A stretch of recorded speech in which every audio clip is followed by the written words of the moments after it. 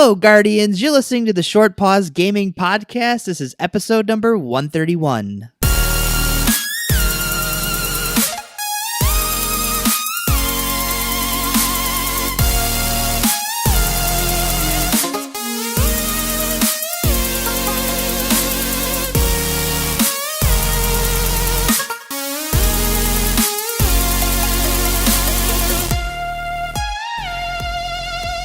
Welcome back to another exciting episode of the Short Pause Gaming Podcast. I'm Ben.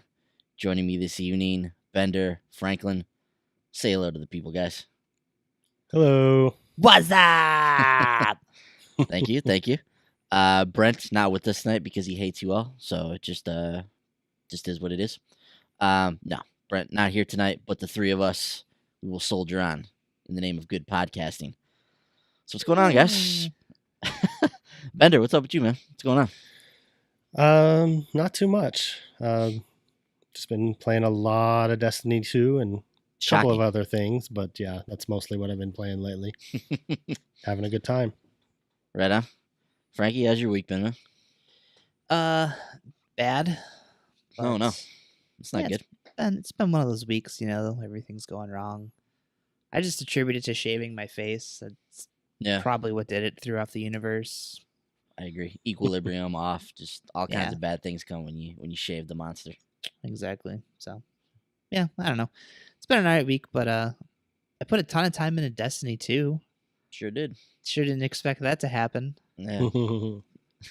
Remember when you were trying to be funny and you were like, I'm not going to touch Destiny 2 when it comes out. I got some things to play. And we all laughed at the ridiculousness of that statement.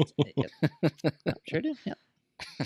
All right, just like 40 hours later, Yeah. Not touching it. So on that note, we are going to begin tonight's show by talking Destiny 2. And Frankie, you weren't with us last week. So last week we hopped on here. We gave our kind of first impressions after our first few days with Destiny 2. So I want to get your 2 cents on this, man. This is your first time talking to us about Destiny 2, about your experiences with the game so far. So lay it on us, man. What do you think of Destiny 2 so far? What are your thoughts? It's terrible. I hate it. Yeah, probably shocking. I don't even know why I have it installed. But, yeah. No, obviously, what we're all feeling. Yeah. But no, I mean, I've probably sunk, I'm gonna guess, somewhere around 30-40 hours into that game by now. Ooh. I don't know. There's no like counter anywhere, which is kind of a bummer. But yeah, I feel like every night I've come home, I've been playing Destiny until 4 or 5 in the morning like an idiot. So, but like overall, I actually I really like this one.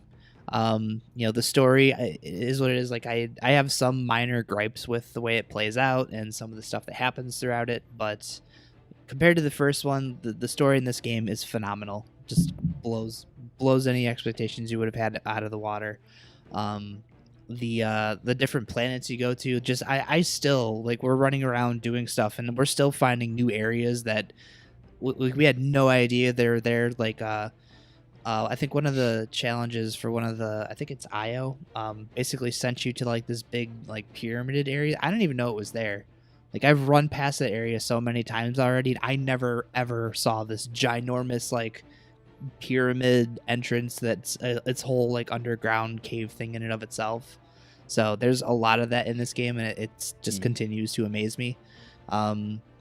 I really like how they kind of funnel you into like your weekly things. Like right off the bat, you're kind of given like your Crucible thing, which you basically just have to play a couple Crucible games. You got your weekly Crucible engrams out of the way. And even like coming into like strikes, just the way that the game kind of funnels you to getting to these different activities, it feels like you're going through the game and kind of experiencing it at a leisurely pace. And I really enjoyed that. The only thing that kind of irks me is with the strikes, all of them are in a playlist. So one of the nights I was in there doing strikes, I think I did 4 or 5 strikes, and of those I did 2 or 3 of the arms dealer, a couple back to back, and I was just like, but there's no option to like select any of the strikes individually. So I still don't know how many of them I've done, how many I haven't done, because there's not a list anywhere that I'm aware of. And it's kind of the same with the multiplayer. You know, you hop in there, you're tied to playlists. You have your quick playlist that has the modes that I'm the most familiar with. Then there's that competitive list that has all those, more kind of intense, like your survival and the countdown modes. I still haven't played a countdown mode. I keep getting survival and on the same map nonetheless, and that's kind of frustrating. I mean, at the end of the day, you're sitting there trying to kill people anyways. So I mean, it gives you a chance to learn the map, but at the same time, I would like to see what else the game has to offer. I don't need to keep going back to the same map on Mars.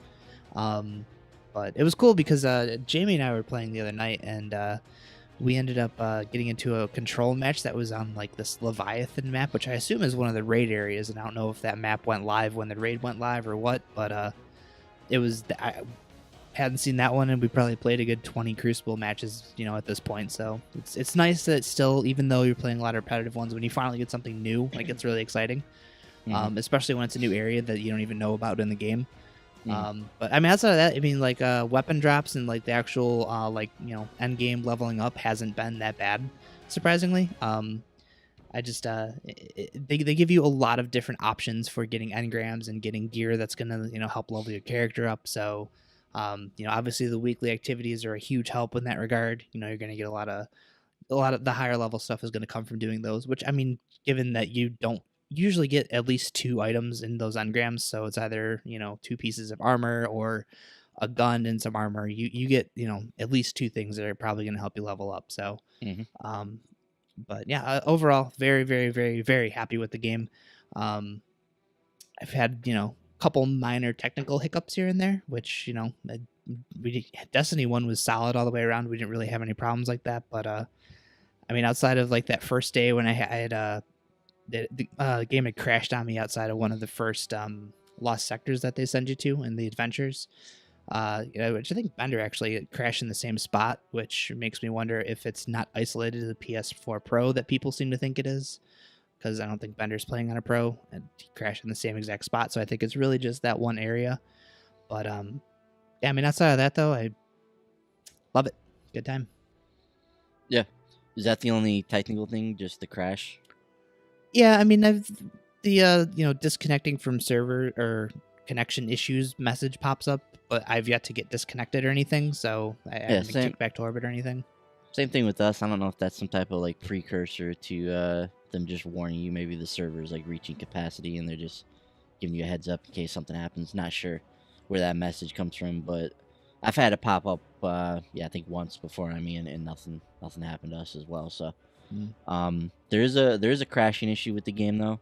I am playing on the PS4 Pro, and I have had it happen a few times to me. It's nothing where I've been in the middle of a game. It's always been it's been in either when I'm trying to go to orbit or maybe even if I'm just like logging out of the game, getting crashed out of it. I don't remember exactly what caused it, but it's happened to me a few times. Bungie's aware of the issue. They are investigating what's causing crashes on the Pro. Bender, have you experienced any other crashes outside of the one that Frankie mentioned there? I don't think so. I think it just only crashed on me that one time, and ever since then it's been fine. Yeah. I mean, all things considered, even after that first day when we hopped on there, we were really, it wasn't but must have been 10 minutes for us before we actually got into the game. So outside of that, like initial, I know it was a little bit longer for you, but outside of that initial like wait, everything's been pretty smooth outside of the occasional crash here and there. Yeah, so there was we were doing a strike with Brent the other night, and there was one of the areas we got to where the enemies, like we would keep killing the same one and their life bar would fill back up and they wouldn't, like that. I don't know what was going on with that, but there's been just some weird little things like that here and there, but I don't, I mean, it's not like we couldn't finish the strike or anything like that. So yeah, cool. Yeah, so glad to hear that you're having a good time with it, man. And like you mentioned, once you get to the end of Destiny 2, there's so many things to do where you can level your character up. Now it's a lesson they learned throughout the first 3 years of Destiny, and by the time we got to the end of Destiny, there was a ton of stuff you could do to like level up your character. There was viable paths all over the place, and that was one of the really cool things that the Taken King brought, and eventually Rise of Iron continued on. By the time you got to Rise of Iron, yeah, there was 6, 7 different viable like paths you could follow in order to level up your character. So they've carried that into Destiny 2, and they've kind of given that to you much earlier than they did in Destiny 1. So that's good to see. Once you get to level 20, and once you beat the game and all the end game stuff starts to open up, you quickly start rising up the ranks. So that's good on them. Bender, how's your Destiny 2 week been going, man? What's been going on in your Destiny 2 world? Still really enjoying the game. I now have all 3 characters up to level 20. I've finished the story with all 3. Just trying to play through the weekly stuff and all that stuff. I still want to beat a Nightfall. We tried running through the Nightfall. It was rough. We had a bad time. Mm-hmm. But I think we can do it next time. I think we just didn't understand the mechanics of the Nightfall, because there's these like rings you have to jump through to increase the time. There's a time limit on Nightfalls now, in case you didn't know. So when the time runs out, game over, you have to start all over.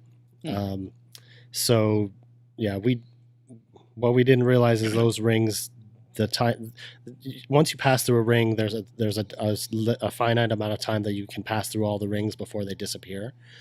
So we thought that the rings that timer starts as soon as we see the rings, and we were like trying to jump through them, and there's people shooting at us and we're dying. But apparently you can clear out all the enemies and then jump through the rings when everything's clear. So we're gonna try that like next time, and hopefully have be more successful in it. But yeah, I agree with Frankie that there's certain features of Destiny 2 that are missing that were in Destiny 1. Like he said, the ability to choose which strike you play, the ability to choose which crucible mode that you play in. There's no ammo synthesis in this game, the power ammo drops at a good rate, so it's not a huge deal. But there are times where I'm like, I wish I had some ammo synthesis to fill up my power ammo right now. Also, one of my biggest gripes, which I hope at some point that they will implement this. I love having a map in the game, but I wish I could see my fire team members on the map. When I bring up the map, I wish I could see where my teammates are, so I can, if we're not in the same place, I can be like, somebody can be like, oh, hey, I found a chest over here. Well, where are you? Let me bring up the map and see where you are so I know where to go. I hope that that's something that they introduce, because that would be so useful. I was sorry, I don't mean to cut you off. I was playing with Jamie, and I had fast traveled, and I must not have told him I was doing it, or I did, and he didn't listen to me. But he thought I left his game because he turned around and I was somewhere else, and he didn't know that I was still in the same game as him. Mm-hmm. So that would be a huge help. Yeah, or like the time when I was playing with Frankie one time, and I was playing with Jamie. None of us were using a mic at the time. Frankie couldn't use the mic at the time because his girlfriend was sleeping. So, Thanks, I was So I was doing an adventure with Jamie, and Frankie was off somewhere else, and I didn't know what he was doing. So I texted him. I was like, "Hey, I'm about to go to Titan, because we were on Earth. It's like, I'm about to go to Titan. Is there anything else you need to do here before we go?" I waited a few minutes. I did some other stuff, and then I didn't hear back from him. So I was like, well, yeah, he must be idle or inactive or something. And so I went to orbit, and I've come to find out he was in a lost sector. He was about to beat the boss in the lost sector, and I pulled him out, and he was trying to do it for a challenge. I was like, oh man. See, if I had been able to pull up the map and see that he was in the area of a lost sector and moving around and not standing still, then I would have been like, oh, well, maybe he is doing something. He just didn't see my text. So that's the kind of thing that you can avoid if we have that, that ability to see people on the map. Now that they have a map, I just think that would be helpful.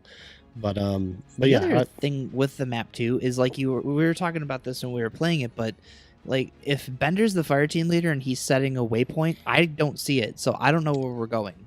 Yes, so that is a huge thing too. If I lose him, I can't see him on the map, and I can't see what objective he has marked, so I don't even know where he's heading. Yes, that is a huge thing too. If the team leader sets a waypoint or something, everyone should be able to see what that waypoint is, so they can all be on the same page. That's definitely something they need to add as well. Good point. I agree. Yeah. So a lot of little like quality of life things that I'm sure Bungie's gonna address as we go along. We are just outside of a week outside of the launch of the game.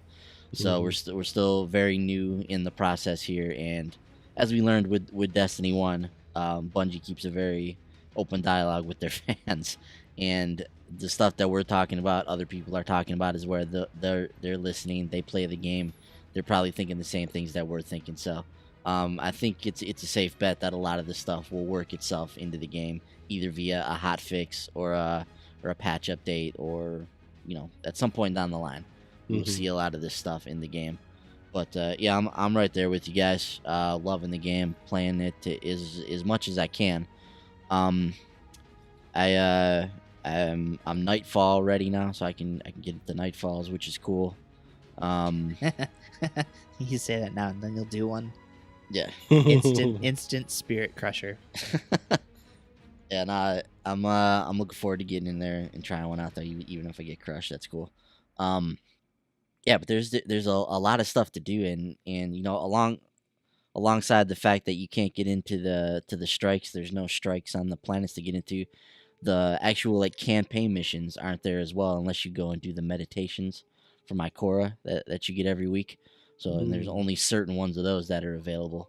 So there's like I said last week, even though Destiny 2 is a familiar game, it's a much different game than Destiny 1, and they've streamlined a lot of the stuff in the game to the point where some of the stuff may even be detrimental to the game. Like I'm not I kind of miss trying to secure the gun with the best roll, or I kind of miss leveling up your characters and really having the ability to really customize your character through all the different nodes that are available, or through all of the different nodes that are available on your guns.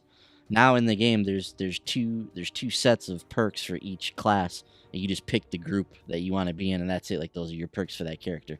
That's kind of what you're rolling with. And with the guns, when you get a gun, the guns are all the same. All the perks are already unlocked on them. You just go in there, and there's a couple of them where you can change a stability perk or whatever on a few of them. But there's not a lot of customization outside of that. So I'm sure I'll get used to it as we go along the lines here. But the whole entire game has been streamlined. And some of that it remains to be seen in the long run if that's going to be for the better. But just early on here, I do kind of miss some of that ultra customization that you're able to do in Destiny 1. And this is probably a result of just being in the end game for so long in Destiny 1. We had been in the end game for the last 3 years, for the better part of 3 years. So, trying to get in there and secure certain guns and get certain rolls on guns, that's been a big part of my Destiny experience for the last 3 years. So it's natural that would be something that's missing as we get into Destiny 2 here. But hopefully I'll get over that as we go along. The variety in the weapons has been good though.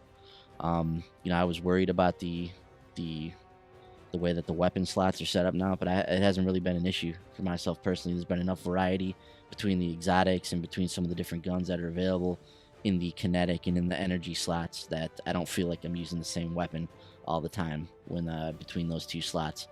And then the power weapons are fun. The swords are awesome in this game. The uppercut move is sick. I love just going into a group, running into a group and running up to one of those bosses and just doing that dragon punch sword cut on those guys. It's awesome. Benner mentioned the other day that it feels like juggler is permanently on in the game. And I can't tell you how many times I've run out of ammo for my kinetic weapon. Yeah. I mean, to a point where even switching over to another weapon, it still takes me a while until an enemy drops any primary weapon ammo. Mm-hmm. That gets kind of frustrating when you get towards the end of a strike and you're going into the boss fight and you have 21 rounds left in your Scott rifle. Yeah, I have noticed that occasionally. Typically, when I'm using the hand cannons, if I'm using an auto rifle or a pulse rifle or something like that, usually I'm able to keep the ammo stocked. But yeah, when I pull out a hand cannon, either in the kinetic slot or in the energy slot, I'm constantly running out of ammo with those. So maybe that's something they'll take a look at. Power ammo has been, I feel like they've done a good job with that though. I've pretty much had power ammo available when I needed it. Dude, you get into some of those hectic public events. Dude, it's just an entire room littered with power ammo. Yeah. because they have so many yellow bar enemies. I like that the yellow bar enemies pretty much always drop power ammo, which that's really cool. So you could just hit them with a sword, get more sword ammo, and just go mow them all down. That's a lot of fun. Yeah. There's so much in this game too. Like I literally have barely scratched the surface of Titan, Io, and Nessus. I barely at all have touched foot on those planets. I've spent a decent amount of time in the EDZ, and outside of that, like I've seen the stuff that was in the campaign, but that was pretty much it. Like I have not really intricately explored any of these other areas, and that's crazy. It's crazy to think that there's all this stuff out there that I've yet to experience after you beat the game. These other missions open up as well, and you know, there's just a lot of stuff to do in this game, I feel like. So it can be overwhelming at times, but it's good to know that I'm always going to have something to do in the game, at least for the foreseeable future here.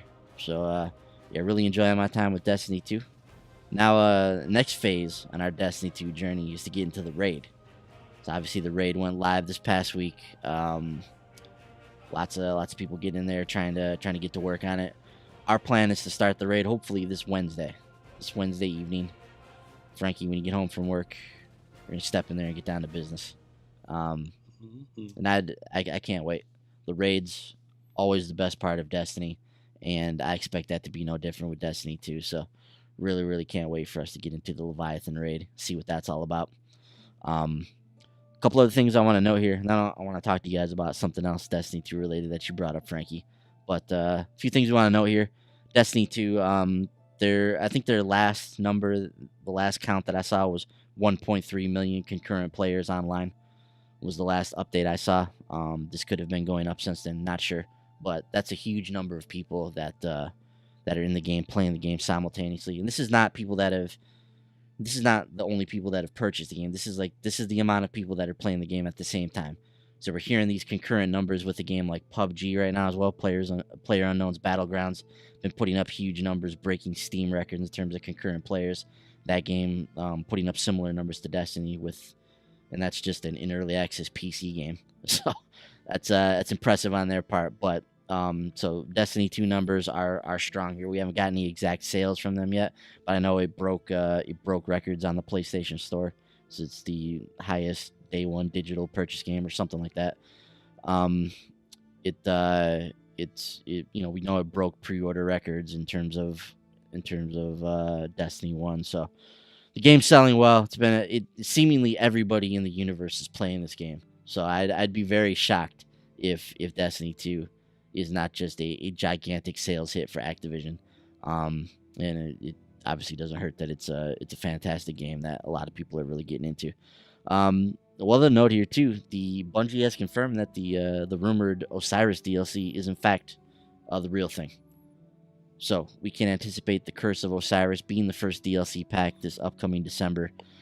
This is via Bungie marketing director Eric Osborne. It's confirmed that the DLC is real. It will concern Osiris. It sounds like we will be getting that new area on Mercury to explore.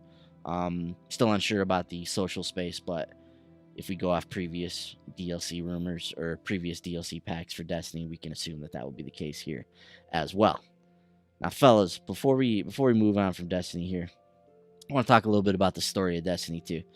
So, Brent, if you could, maybe throw up a little spoiler warning here. But I want to talk to you guys about the story. So, if you haven't finished the story for Destiny 2 yet, go play the story. Come on back, listen to this part in the podcast. But we're just going to touch on a few things briefly here. There might be some spoilery stuff in here. So, guys, I want your thoughts on the story of Destiny 2. We've all finished it up now.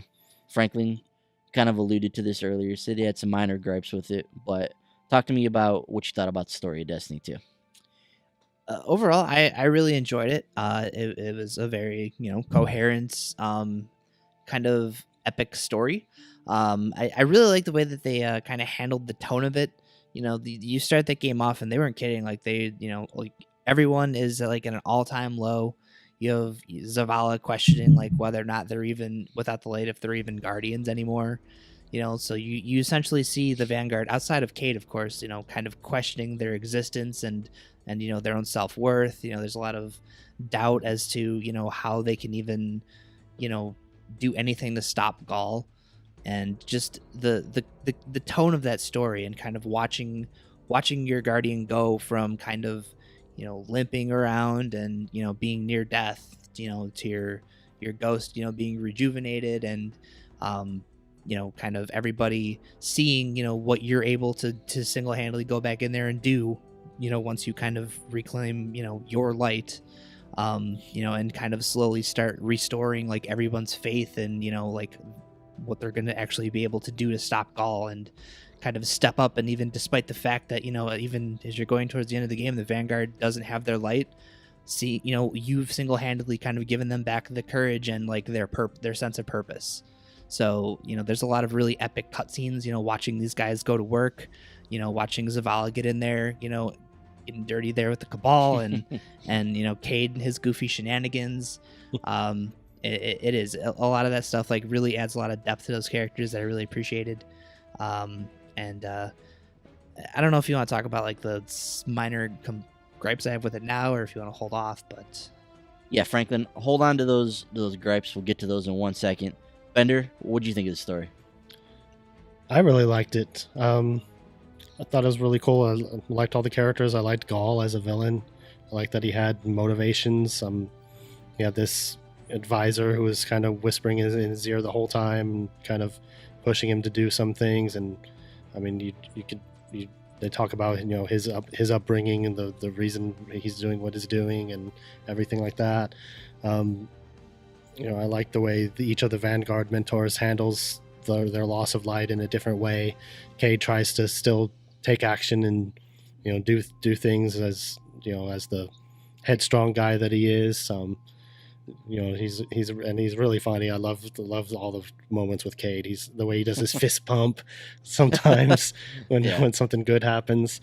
There's some really cool. Yeah. Oh yes, I love Failsafe. She's awesome. Failsafe is awesome. She's hilarious. So there's a lot of cool moments, a lot of cool cutscenes. I don't think I had any real gripes with the story or anything. I thought it was overall pretty good. It's miles above the Destiny 1 story, especially the vanilla Destiny 1 story. I really like that. One of my favorite moments in the whole thing was near the beginning, when you first lose your light after you've walked through the city and find your ghost, when you're just wandering around Earth and that piano music is playing, and you're just like trying to find your way and figure out where you're supposed to go. I love that music in that part. That was awesome. I felt like I was playing Journey or something like that. So that was really cool. I like Hawthorne. She's a cool new character. I like she can just handle herself and doesn't take crap from anyone. So that's awesome. But yeah, overall, I thought it was really cool. I liked all the new characters and everything that they did there. So, and the way it ended was cool too. So yeah, I thought it was overall a good story. Yeah, that music you alluded to, probably one of the best tracks in the game, in my humble opinion. There's also a point in that section where as you're kind of climbing around that mountain, where that music kind of interpolates with the Cabal theme in a really cool way. That it's a really, really, really beautiful track at that point. So thank you for your thoughts, Bender. Now, in terms of what I thought of the story, the actual campaign itself I thought was a lot of fun to play. It was a lot of fun to go through. The missions were fun. Destiny's a fun game to play. I mean, you should go in there; it just feels great to play. So the act of going through the missions and whatnot was fun. I was expecting more from this story though, and this is partly my own fault. I built this up in my head over the last however many months leading up to this game. But to me, the high point of Destiny 2 is the very first mission that you play. Like the homecoming mission is, in my opinion, bar none the best mission in that game. And it's full of like intense moments and action, and there's lots of like boss type characters as you're going through here, and it's a really cool mission to play through. And then coming out of that, like that section that you mentioned, Bender, is a really interesting section where you're kind of crawling along, trying to kind of get your bearings, get your get your ghost back, and just kind of figure out what the hell is going on here. You you maneuver through an occupied city with the Cabal moving through there, kind of like the Third Reich, which is really interesting. You find yourself out in the European Dead Zone. You're wandering through there, like I said, that music is playing. There's like it's a really stirring opening to this game. But it's like I loved the character of Gaul, and I loved the overall idea of the story. I just at the end of the day, I just don't think they mined as much of it as they could. Like Gaul, for the entire game, he stood in a room outside of the tower and just kind of talked to that guy. And then once you get to the end, you're fighting him in front of the Traveler, and then that's kind of it. So I expected to get more out of Gaul than we did, because he's an interesting character. There's some interesting things they could have done with him. But I wanted to see him do something. I want to see him go out there, kick somebody's ass. I don't know, do something. But he just stood there outside the Traveler for the entirety of the game, and then went and got his ass kicked at the end. So it was a little disappointed in the way they did Gaul. Gaul himself, the final boss battle is so easy, and that's one of the main things I have with the campaign, is that the campaign is not challenging at all. Obviously, when you play through with other people, maybe it's different when you play it on a single player level. Not much. Not much. I played the final boss battle with my hunter, soloed it, no problem. Yeah. It's easy if you did it solo with a hunter. Yeah. Exactly. Yeah. So I understand that they want the campaign to be something that you get into, you have fun with, you experience the story, yada yada yada. But I don't. We died maybe once or twice, and I'm not even sure it was probably our fault. Like we fell off a cliff or something.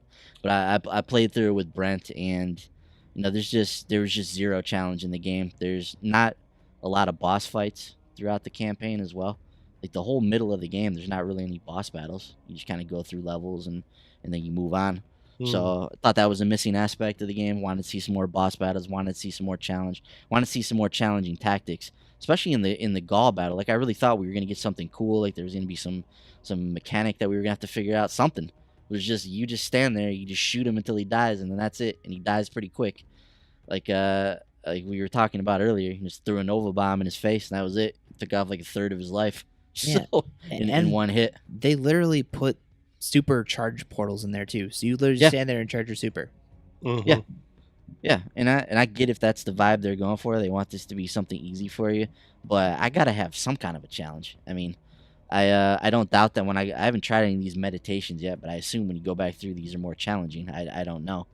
No, not really. Okay, so I guess not.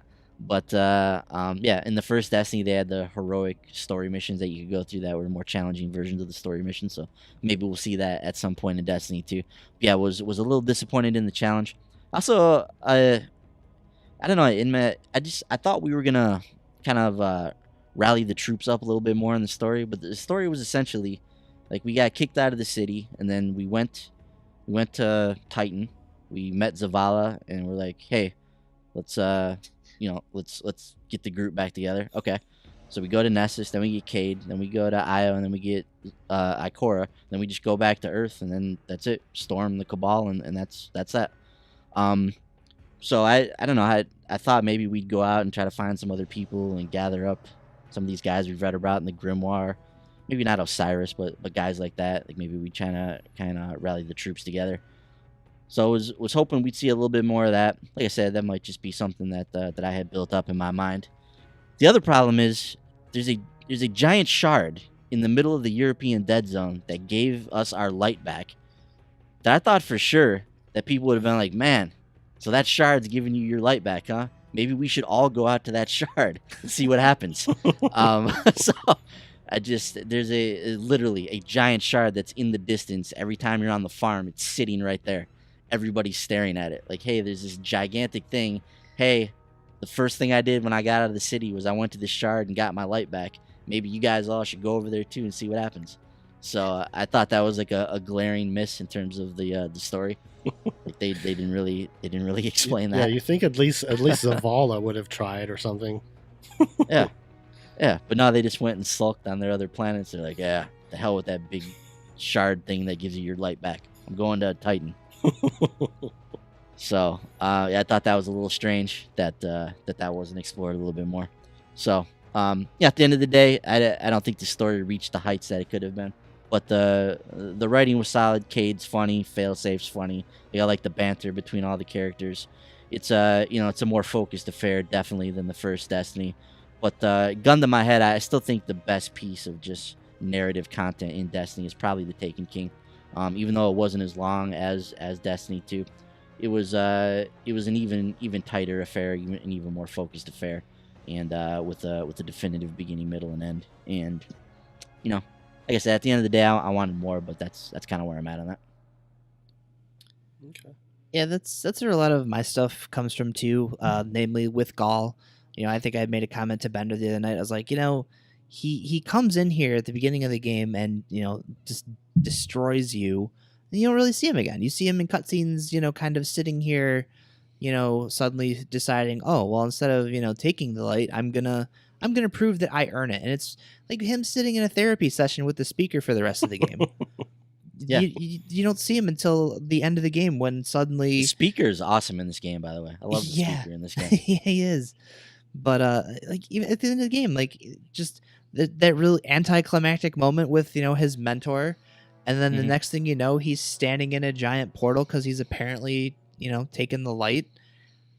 Yeah, which that made no sense to me. They're like, okay, this whole entire time you're waiting for the traveler to give you the light, but at the end of the game, you just took the light and you had it, and then we fought you. It was weird. Yeah, and I mean, I don't know, like it didn't. I don't know. The other problem I have too is just kind of the lack of new enemies. Like we dealt with the same exact people in the first game. Like it didn't feel like this brought any new threat. The Red Legion don't seem like any different than your typical Cabal. Even though the ones that you're looking at, like Gaul and this other dude, look completely different. Like, why aren't we fighting guys who look like them? Or at least Cabal with different abilities instead of the same ones we fought in the last game. Just the lack of, different enemies kind of bothered me a bit. And then, like you also alluded to, just the way that, the story kind of played out. And I understand, like, especially with how they chose to roll out giving you strikes and, all your other activities, that's all tied to your story completion, which, if you're doing other characters is kind of frustrating that you can't, if you haven't finished the story with your Titan, but you're level 20 and power level 280, you can't come do a Nightfall with me because you didn't finish the story with that character yet. That's kind of frustrating, but it just, like you said, like it's the pacing of it, like the stuff you go do like literally 1 or 2 missions on each planet, and all of a sudden, yes, let's do this, let's go rally the fire team, and then that's it. I felt like given the situation where they were, you could have had Gaul out there doing something to continue pushing the fight against you, rather than just literally going in here and punching one semi-boss in the face and everything being okay again. So I don't know, there's just a lot of like I said, in the grand scheme of things, they're minor gripes, but given the path that they chose, obviously if I have to play through the story to I'll be able to do Nightfalls with my other character, I don't want to have to replay a really lengthy campaign to do so. But yeah, I mean, it's a lot of that stuff. It just kind of, when I was said and done, I kind of sat down and I was like,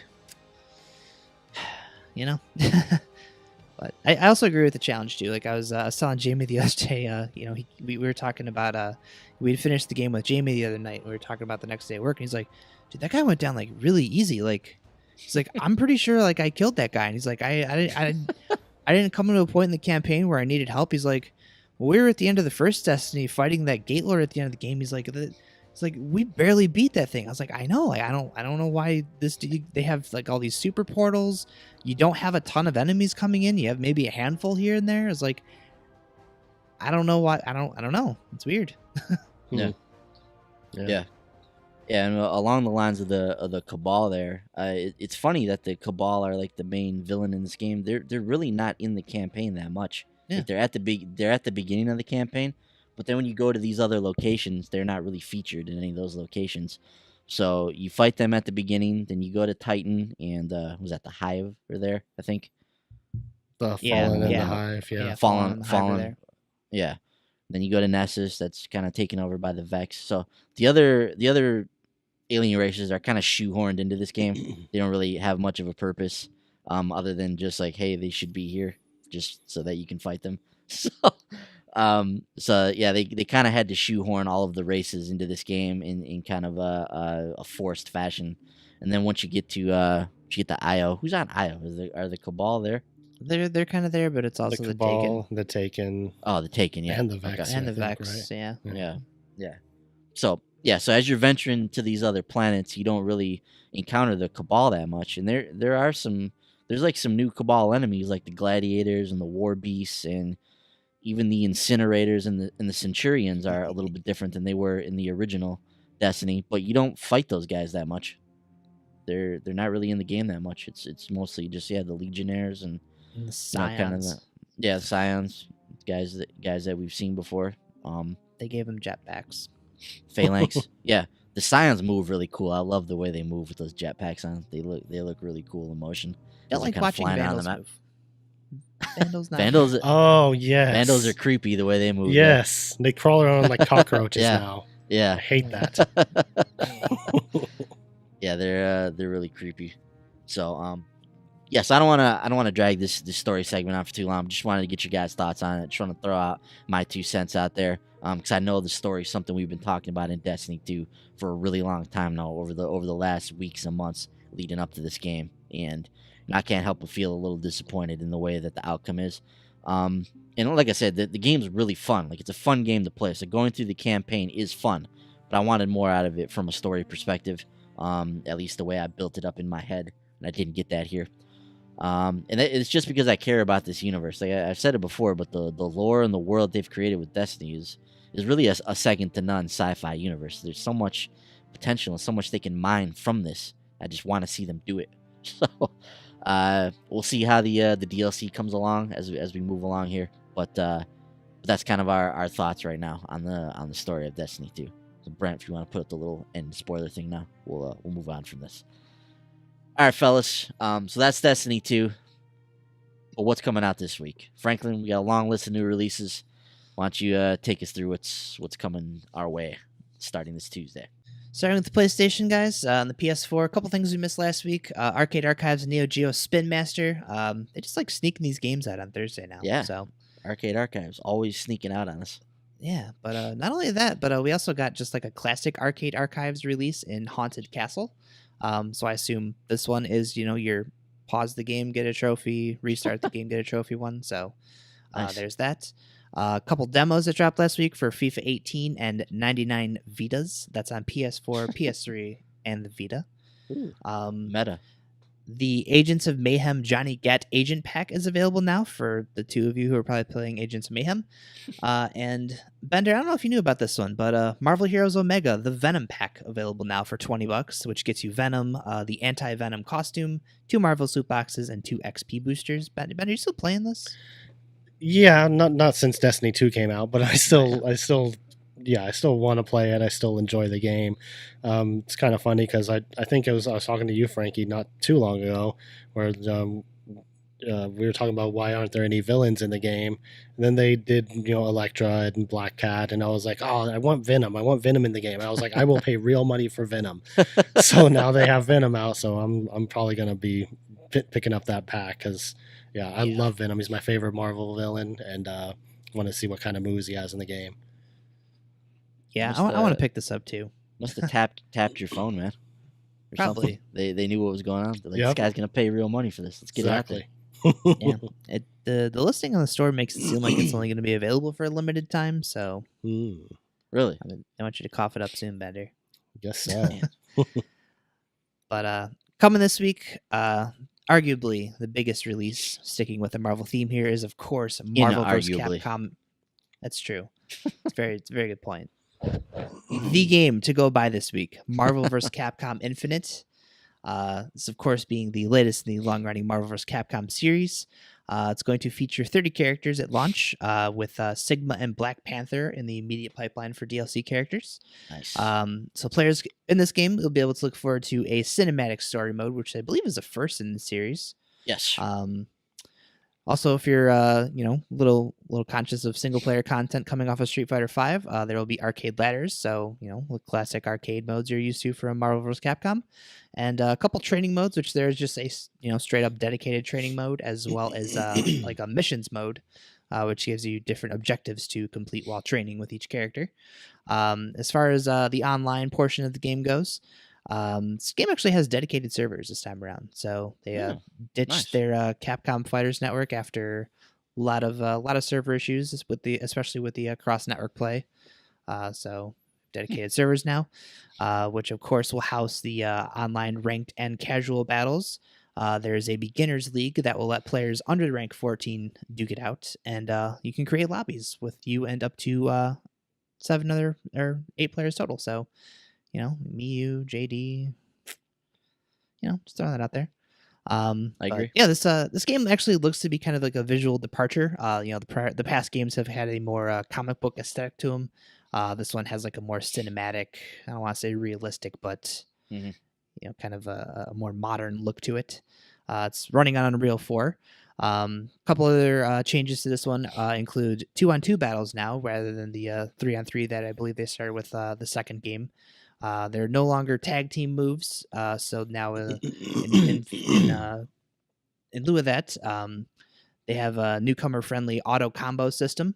So I believe if you keep pressing the light punch button, it'll do an auto combo that'll send the enemy up into the air to set you up for an air attack.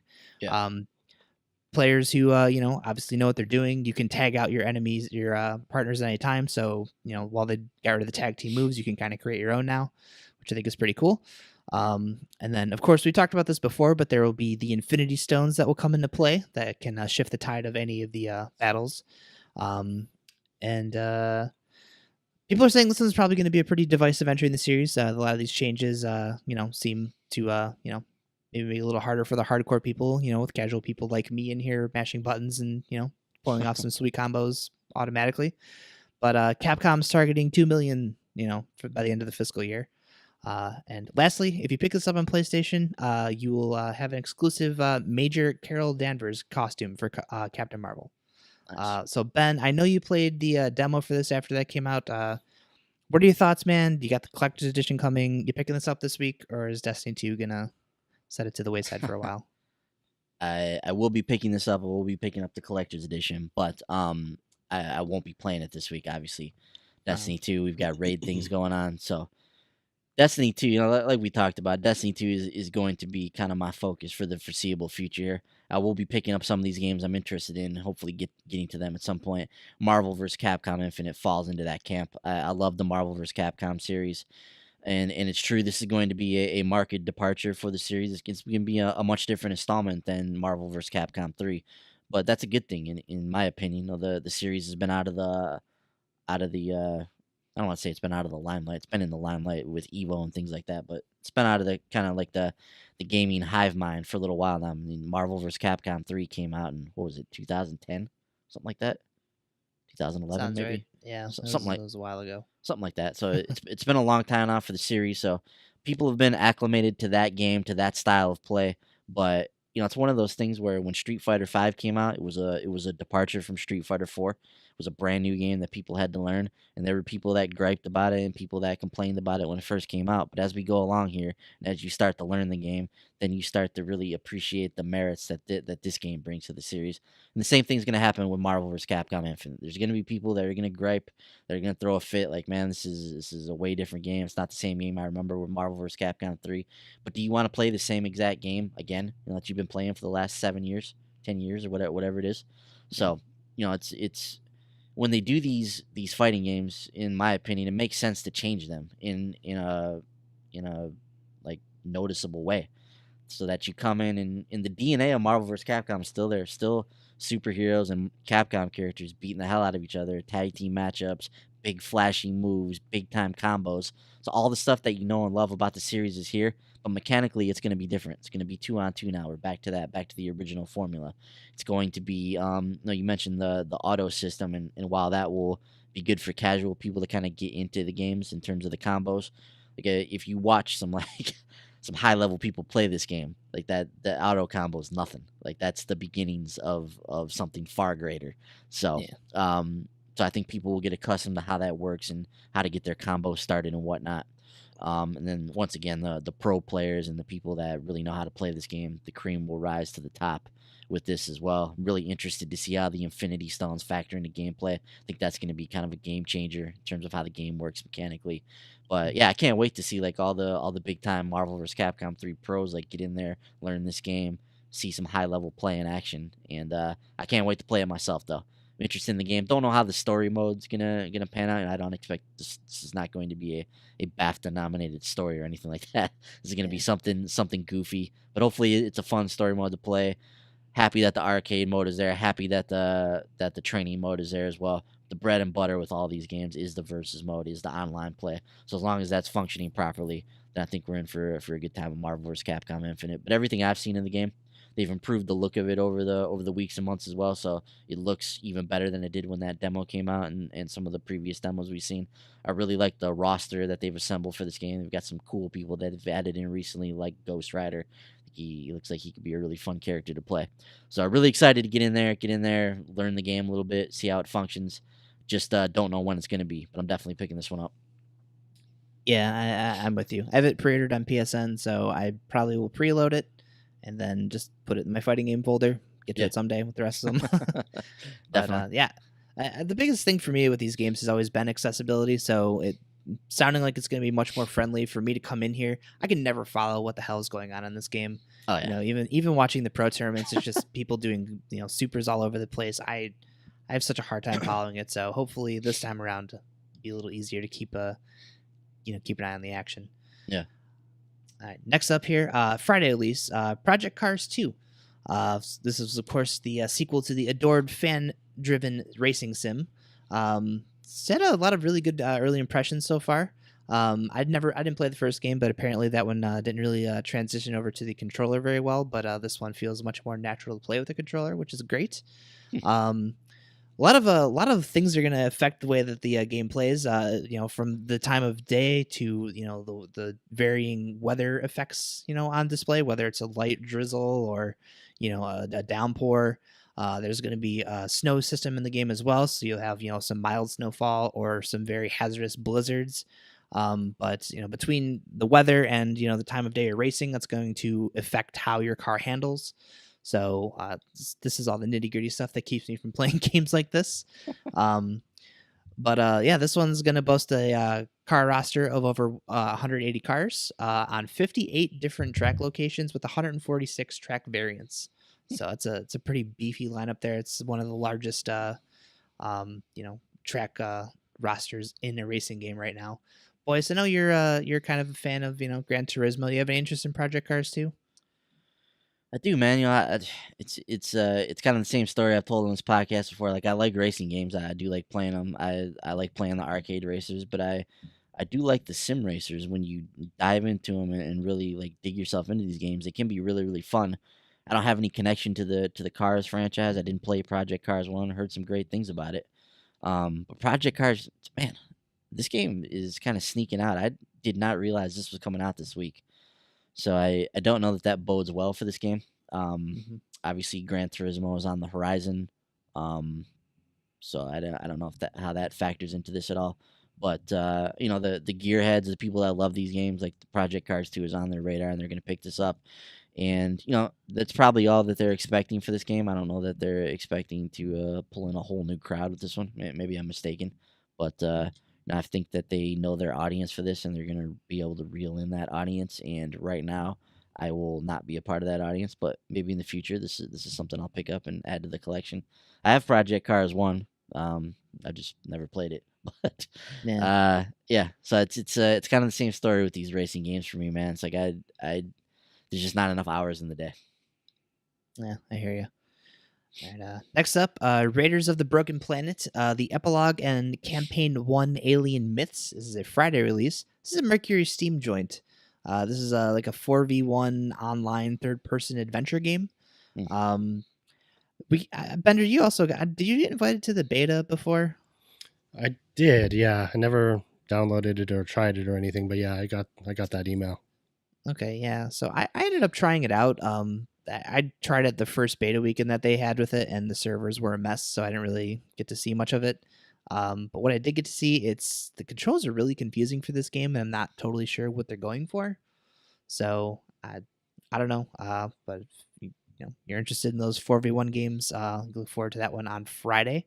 I think they're gonna have 4 or 5 more campaign missions after this. I believe they're $10 a piece. So if you enjoy it, get in there and look out for those. So what? Uh, So what? I'm looking at this, Frank. And I'm trying to figure out what is this game. You said it's a 4v1 game. So is it like, is somebody playing like a monster, like There's Evolve, or what? What is this? So from my understanding, the one character is a hand to hand, melee character. They do a lot of damage. Your individual characters, I think you have a melee move you can use. You have guns, but the one person runs around basically. From my understanding, he's just kind of like a super powered melee character. Okay, Not a monster. It's just some dude. gotcha. Okay. I don't know. I'm really not sure what to expect from that game. I'm curious about it because of the developer, but outside of that, the beta really didn't do anything to sway me into picking it up. So Yeah, gotcha. Up next, maybe the best name for a game on this list this week: Burly Men at Sea. This is a folktale adventure game set in 20th century Scandinavia. The game features a branching narrative, which is, of course, meant to be played in one sitting, and encourages you to, replay the game for different voyages and different parts of the story. Which, of course, the story follows the three brothers Beard. It's great. It's a great last name. Beard. But it has a very minimalistic art style to it, and it just actually received a lot of acclaim. It was on Time Magazine's, their best top 10 list for 2016 when it came out. It is cross-buy and cross-save with the Vita. It's a platinum trophy, and there will be PlayStation 4 Pro support. Nice. I wish that was a Thursday Night Indie Spotlight contender just because of the name alone. It was at one point until another game on this list popped up, which we'll talk about. We'll get to that very shortly. Up next, this one looks like a Brent Felsing joint, Echo. This is a third-person sci-fi adventure game where players will explore a mystical palace before clones, which are called echoes, appear. So these echoes are your character. They will only do the things that players do, and they will adapt to how players face them as the facility reboots, which is this blackout cycle that happens and will update the echoes AI with the choices that you made in handling them when you encountered them. So the developer for this game, Ultra, is actually comprised of ex-IO Interactive developers. But if they can deliver on the system that's in this game, like, this could be pretty intense. So hopefully Brent picks it up and streams it, because that would be pretty interesting to watch. Nice. Up next, the game you alluded to, Hidden Dragon Legend. This is a 2.5D hack and slash action platformer game, which features fast-paced combo-based combat and some really epic-looking boss battles. I think this is one you were favoring for the Indie Spotlight. I assume you took a look at the trailer. Like, this game looks pretty intense. Yeah, this game looks badass, man. It looks like if Onimusha or Bayonetta were like a 2D side-scrolling action game, it would look something like this. So yeah, sign me up for this, man. Like, the combat looks awesome. The art style looks really cool. You mentioned the giant boss battles. Yeah, it looks like it's going to be a ton of fun, man. Hopefully the game is as fluid as it needs to be in order to be a really good, like 2D action game. But if this is like a 60 frames, like smooth combat game, this is going to be really fun on Tuesday. Yeah, so Tuesday night, 10 p.m. Eastern Time. Head over to our YouTube channel, and Ben will be streaming this. Yeah, take a break from Destiny 2 and fire up some Hidden Dragon Legend. Hell yeah. Up next, this is a Monday release, The Solus Project. This is a single-player first-person exploration survival title. It's previously been available on PC and Xbox One. The PlayStation 4 version will also feature PlayStation VR support, which I think you can play through the whole game in VR. Cool. So look forward to that on Monday. Sam, Speedrunners from Hell. This is a Friday release. This is a first-person running platformer speedrun game, kind of set in this hellish dimension. Use different power-ups to kind of teleport yourself around the map. Hex Card Clash. This is that card battling game that we discussed a couple weeks ago. That'll be making its debut on PS4 this week. NBA 2K18 will be available to everyone. Just because I know you guys probably weren't aware of how the whole stupid early tip-off thing works, it's literally if you pre-order the game, they'll let you pick it up early. So there's no addition. It's just they've been doing that for a while, I guess. I only know this because when I was working at GameStop, that was a thing, and I had no idea what it was. So, if you had pre-ordered NBA 2K18, you've probably been enjoying it this past weekend. If you did not, assuming stores cared and didn't sold it to you anyways, if they didn't, you'll be able to pick it up on Tuesday. Factotum 90 is a sci-fi puzzle game where players will control 2 walker robots through 30 levels to restore power to their damaged ship. This will be cross-buy with the Vita version. The Lego Ninjago movie video game. This is a Friday release. Of course, the Lego version of the upcoming movie, or is the movie already out? I don't even know when it comes out. Movie is not out yet. It will be out in the near future. I'll be there with my kids. Actually, looks really funny. I kind of want to go see that. We're a big Ninjago household here, so we'll be there. Awesome. Caveman Warriors is another Friday release. This is a kickstarted 4-player co-op platformer that was influenced by classic SNES platformers. Ink is a platformer where players will navigate an invisible world, and you add color as you kind of bump into walls and obstacles. Everything's invisible, so the only way you're going to find it is if you're jumping, double jumping, things fall on you and run into something else. That game looks crazy, man. Yeah. the little blurb they have in the video says that if it's like Super Meat Boy, if Meat Boy's blood were like rainbows. So it's it has some Meat Boyishness in it. That sounds accurate. Yeah. Robonauts is a 2D sci-fi action game where players will take on the role of a robot and utilize the ability to shift gravity to blast enemies and bosses dead.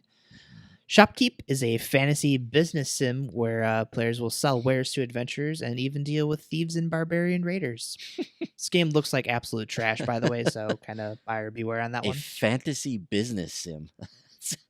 That's the first time I've heard that phrase.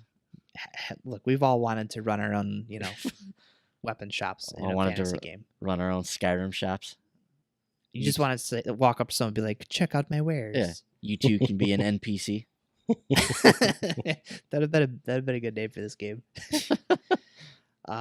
Blackguards 2 is a fantasy tactical RPG. I'm not too familiar with the first game, so don't know a whole lot about this outside of you're playing as this seemingly going insane protagonist named Cassia.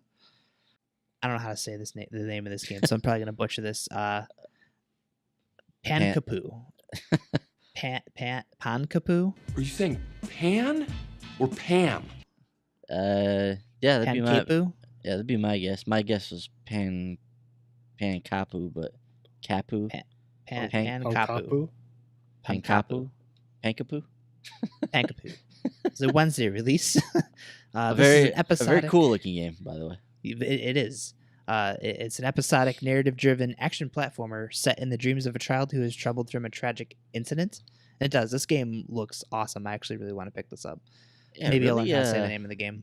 Yeah, really strange concept here. An episodic 2D platforming narrative adventure game. It's a very very strange concept, but yeah, beautiful looking game.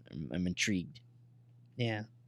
I'm just hoping it's not like an episodic in what we're used to hearing when we hear episodic. If it's all there when we buy it, that'd be nice. We'll see. Morphite. This is a colorful sci-fi first-person shooter with a focus on interstellar exploration and discovery. Not really a looker, but could be entertaining. The Coma Recut. I keep writing Recruit, and I don't know why, but it's the Coma Recut. This is a side-scrolling survival game that sees players trying to unravel the mystery behind why a killer is after them after they fall asleep in class during finals. Shouldn't do that. It's probably why a killer is after you. Probably not, yeah. But apparently this is a remaster of a Korean horror cult classic. Yeah. So interesting. Yeah. It kind of, at first I thought it was a visual novel, but it looks like it's a little bit more than that. Yeah. So on the DLC front this week, speaking of episodic games, Minecraft Story Mode Season 2, Episode 3, Jailhouse Block will be available. As well as on the retail side, the Minecraft Story Mode Season 2 Season Pass disc will also be available. So if you're into those, you can look forward to that. Also on the retail front this week, The Binding of Isaac Afterbirth Plus will be $39.99 coming to the PS4 this week. So if you are into collecting games, look for that one. Nick Hallis has put out some pretty cool stuff on the Switch. Probably got some cool stuff packed in on the PS4. I love the cover art for that game. It's really nice. I kind of want to get it just for that. Yeah, the cover's awesome on that game. Another thing to note this week, there will be a beta running for the Ghost Recon Wildlands PvP mode Ghost War. This is an open beta that you'll be able to preload starting on Tuesday the 19th. And the beta itself will be running from the 21st through the 25th. So this Ghost War is a 4v4 team deathmatch. The beta will have 5 maps and 6 of the 12 character classes that you can play in the final version comes out, I guess. I don't know if Brent's still into this game. I don't know how the PvP in this would work, if 4v4 is a good number for that. Have you played a lot of Wildlands, Ben? No, I mean I didn't pick up the game when it came out. I had played a good 4 or 5 hours of the beta and just wasn't really into it. Wasn't really feeling it. So decided not to pick up the main game when it came out. I imagine if the maps are small enough, I guess small enough is not the right word, but you don't want them to be too small, but you also don't want them to be too large. Obviously, there's some huge maps in Wildlands, so in a 4v4 setting, I anticipate they would want this to play out as more of a tactical affair. So you'd want to have the maps be a decent size to accommodate that. But so as long as they find the right balance in map size and design, I suppose it could be a really fun mode and probably something Brent would get into. I would imagine that, like I said, this would fall on the tactical end of the spectrum. So I don't know, might be cool. Yeah, I mean, you can always check it out. Yeah, I believe for this beta you don't have to have the actual game, right? Anybody can download this.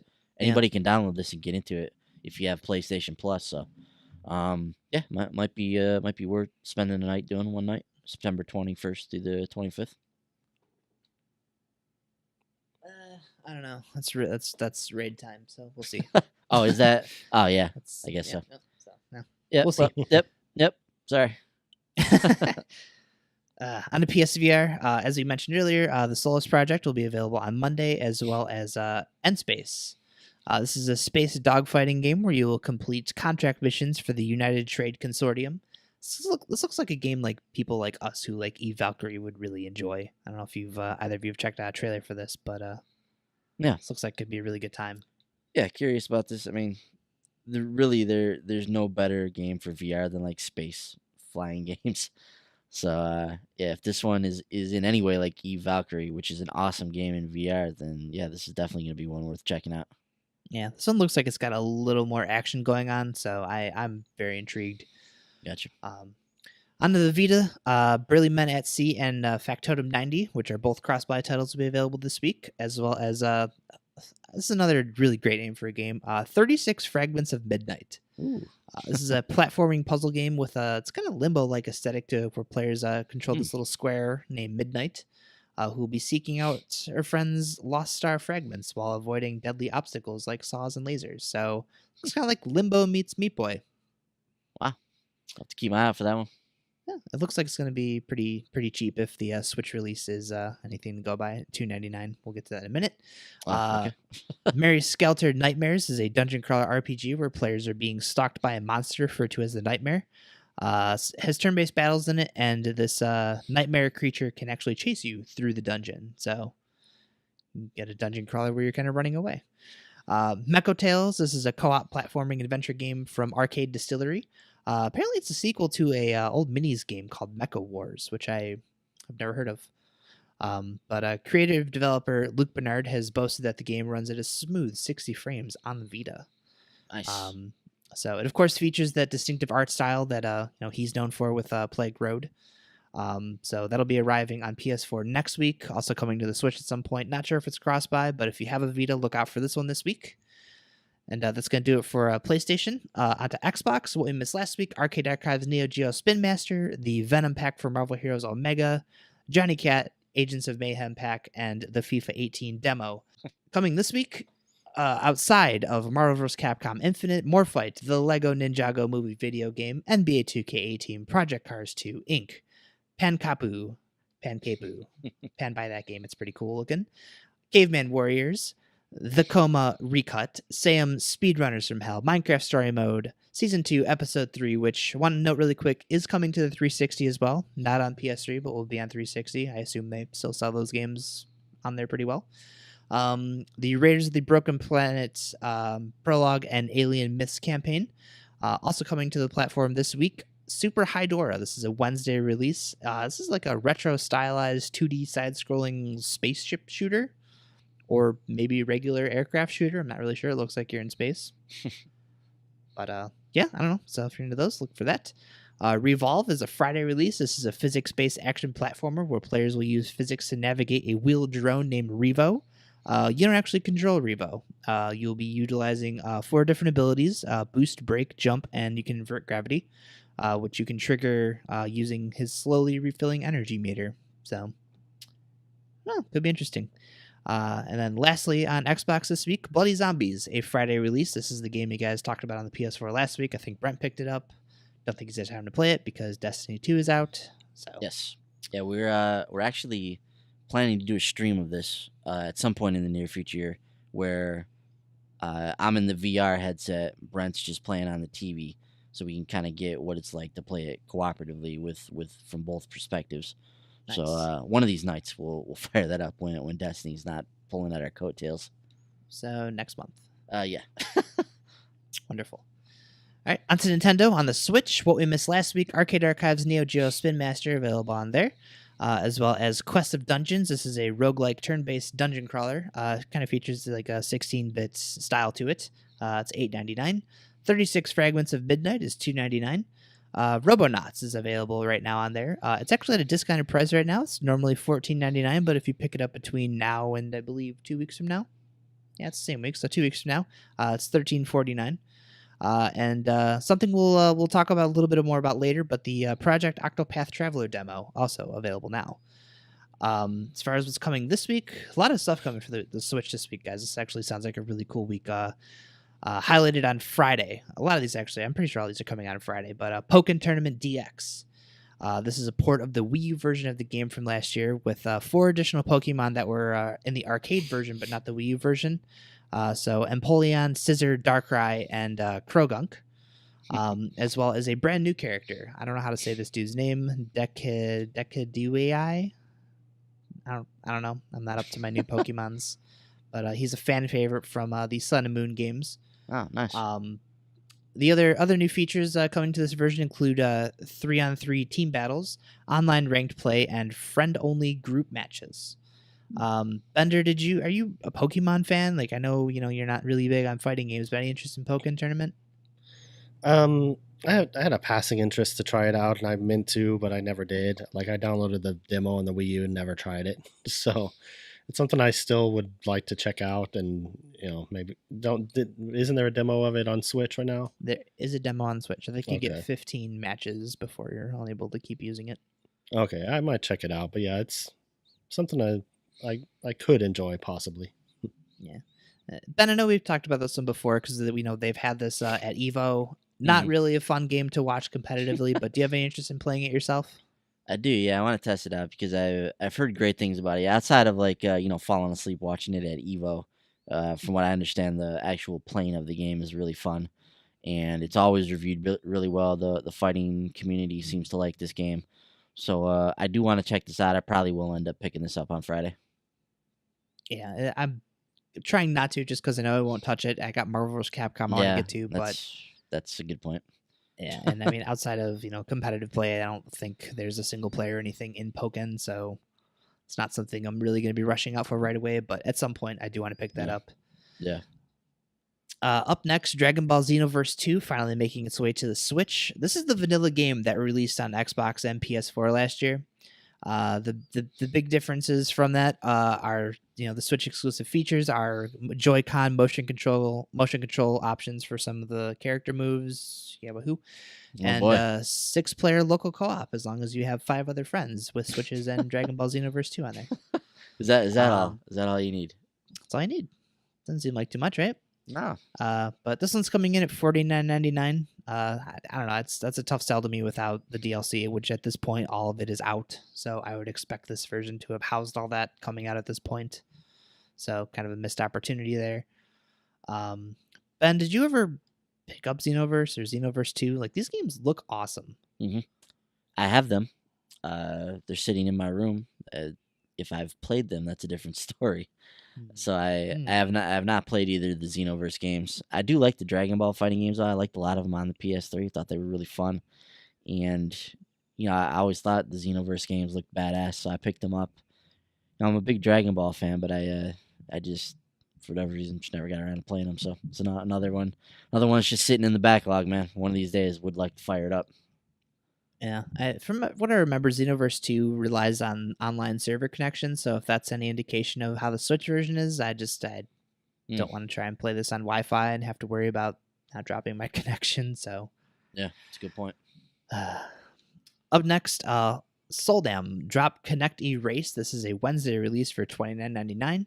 This is apparently a remaster of a classic arcade puzzle game, which I'm not really familiar with. SteamWorld Dig 2. This is a Thursday release. This is, of course, the follow-up to the popular SteamWorld Dig. You guys talked about this last week. It'll be hitting PS4 next week, but out first on the Switch this week. The Lego Ninjago movie video game will be available on Friday. And just a quick note on NBA 2K18. If you purchase the game on the Switch, you're going to need a micro SD storage card. Apparently, the internal Switch storage is not enough to house the download for this game. That's why I always buy physical on the Switch. So if you are going to pull the trigger on NBA 2K on your Switch, keep that in mind. If you want to get the digital version, you're going to need that card. Otherwise, maybe wait until the physical release in October. Onto the Wii U, what we missed last week. Sorry, you gonna say something? Sorry, I was going to say, Frankie, I think even with the physical release, you need to download some stuff for that game as well. I might be mistaken on that, but I could have swore I read something. Yeah, so I'm gonna read this here. This is from IGN. So they noted this week that don't forget, Nintendo Switch owners, that you'll need a micro SD card for NBA 2K18, regardless of the edition that you purchase. Now, digging a little bit deeper into this, there's box art for NBA 2K18 on the Switch that says internet download and micro SD card required. So this is kind of like the crux of where this is coming from. So I'm just going to read from this IGN article that's talking about the requirements for some of these games to have SD cards now on the Switch. So, quote, in an announcement, Nintendo noted that a micro SD card will be needed for certain Nintendo Switch games that contain an especially large amount of content and require additional storage for players to enjoy the full experience. At least one upcoming release, NBA 2K18, will be such a game requiring a micro SD card in the system, as evidenced by the game's updated box art, which we just talked about. So Nintendo is making sure not to blindside players who purchase games that need extra storage, though. A representative for Nintendo of America confirmed that box art, like that for NBA 2K18 above, and they have a picture over here. It's a very large rectangle that goes across the top of the packaging. That's like, hey, you need internet and micro SD card for this game. So we'll have notices of this memory card requirement on the front and back of the packaging. And for those downloading on the eShop, there will be the standard information noting how large the game is. Nintendo also clarified that games requiring the additional space of a memory card will still allow those without a micro SD card to play portions of those games. So even without the micro SD card, you'll be able to play some of the game, like some of the game that's housed in the physical copy, I guess. So, quote, if you purchase a physical version of a game that requires an additional micro SD memory card, you will be able to play a portion of the game right out of the box. For example, specific levels or modes, a representative for Nintendo of America told IGN. To enjoy the full game, downloading additional data is required. Depending on the storage requirements for each game, it may be necessary to purchase a micro SD card to expand storage space. When purchasing a digital version of the game, it may also be necessary to purchase a micro SD card depending on the game's storage requirements and the storage available on the consumer's Nintendo Switch console. So that's kind of where we're at with that. What do you think about that, Frankie? Disappointed. I thought the whole point of cartridges was the storage capacity on these things, the read speed. Like this shouldn't be a thing, right? That's why Yeah. we have cartridges for the system. Yeah, it's really weird because like we were talking about there, like part of the game is on that card. You can play part of the game. If you want the full experience, you got to download the rest of it to your micro SD card. So it's really weird. It's making me worry about some of the other stuff we're gonna talk about later. Just the size of some of these other games, but Yeah, I mean, I don't know, man. NBA 2K18 is typically a really big download, on the PS4 and on the Xbox One. This game routinely pushes 50 gigs, when it comes out in terms of a download. So, you would assume that would be a lot shorter or a lot smaller on the Switch, but maybe not. Maybe they weren't able to compress it as much as they wanted to. I don't know.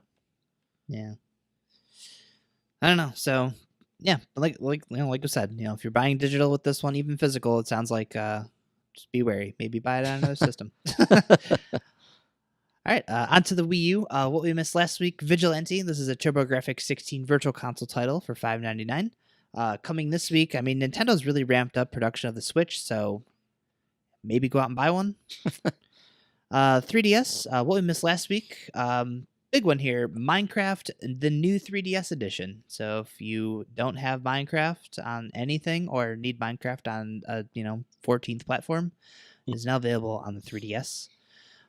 Percy's Predicament Deluxe is a $5.99 eShop title where you must navigate Percy Penguin through levels while collecting all the fish you can. This is a new 3DS/2DS XL only title, and it's restricted to 2D. So, Same. if you have, I was gonna say same thing for Minecraft, not the 2D thing, but it's only available for the new 3DS and the new 2DS, right? yes, yeah, I assume that's why they put that in the title. Yeah, That's the name of the edition. So. I believe that's what I read. Yeah, Minecraft new 3DS edition. Yeah, there's another game that we're gonna hit on in a second. That's hilarious. That has that same exact requirement. But other thing that we missed, Yokai Watch 2, the Oni Evolution update for Fleshy Souls and Bony Spirits. Those are great names. These added the ability for characters to reach S rank. There's some new yokai, and this also gives you the ability to transfer your data to the upcoming Yokai Watch 2 Psychic Specters, which I believe is coming out at the end of the month.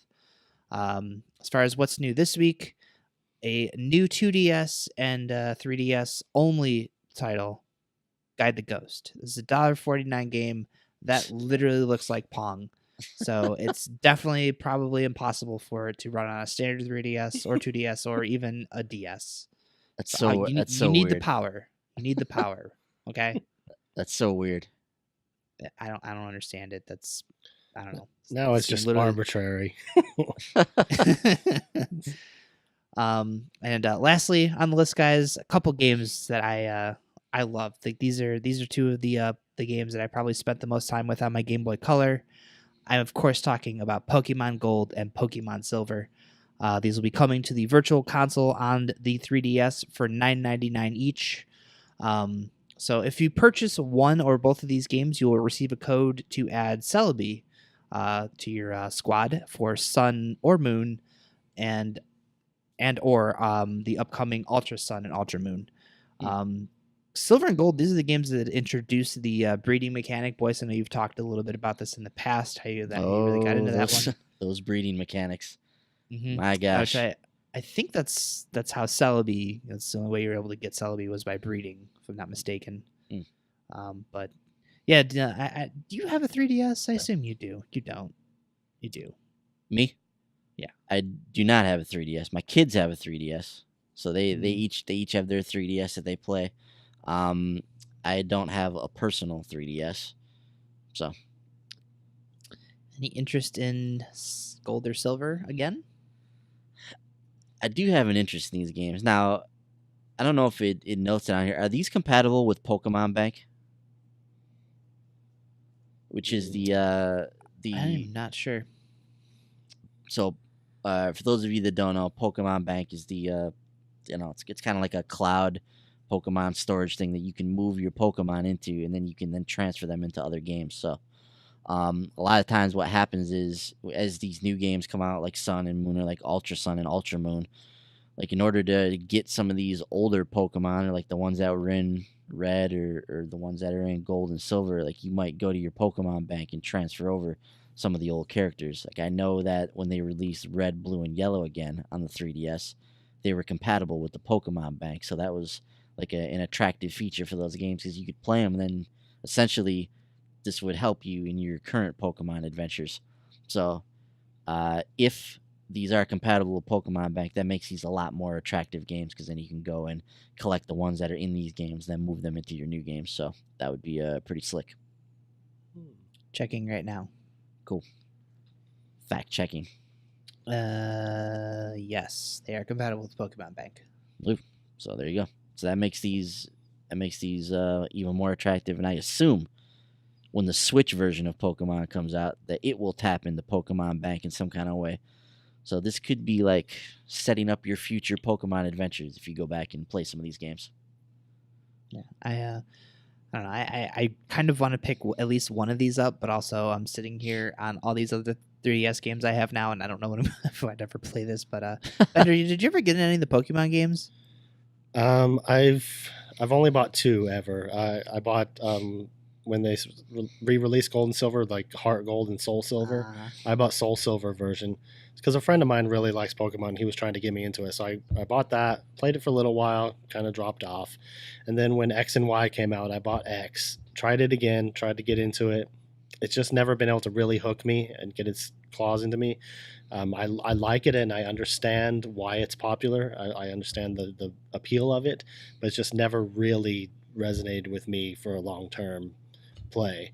I always play it for a little while, then I just get bored or start playing something else. So it just hasn't been able to hook me yet.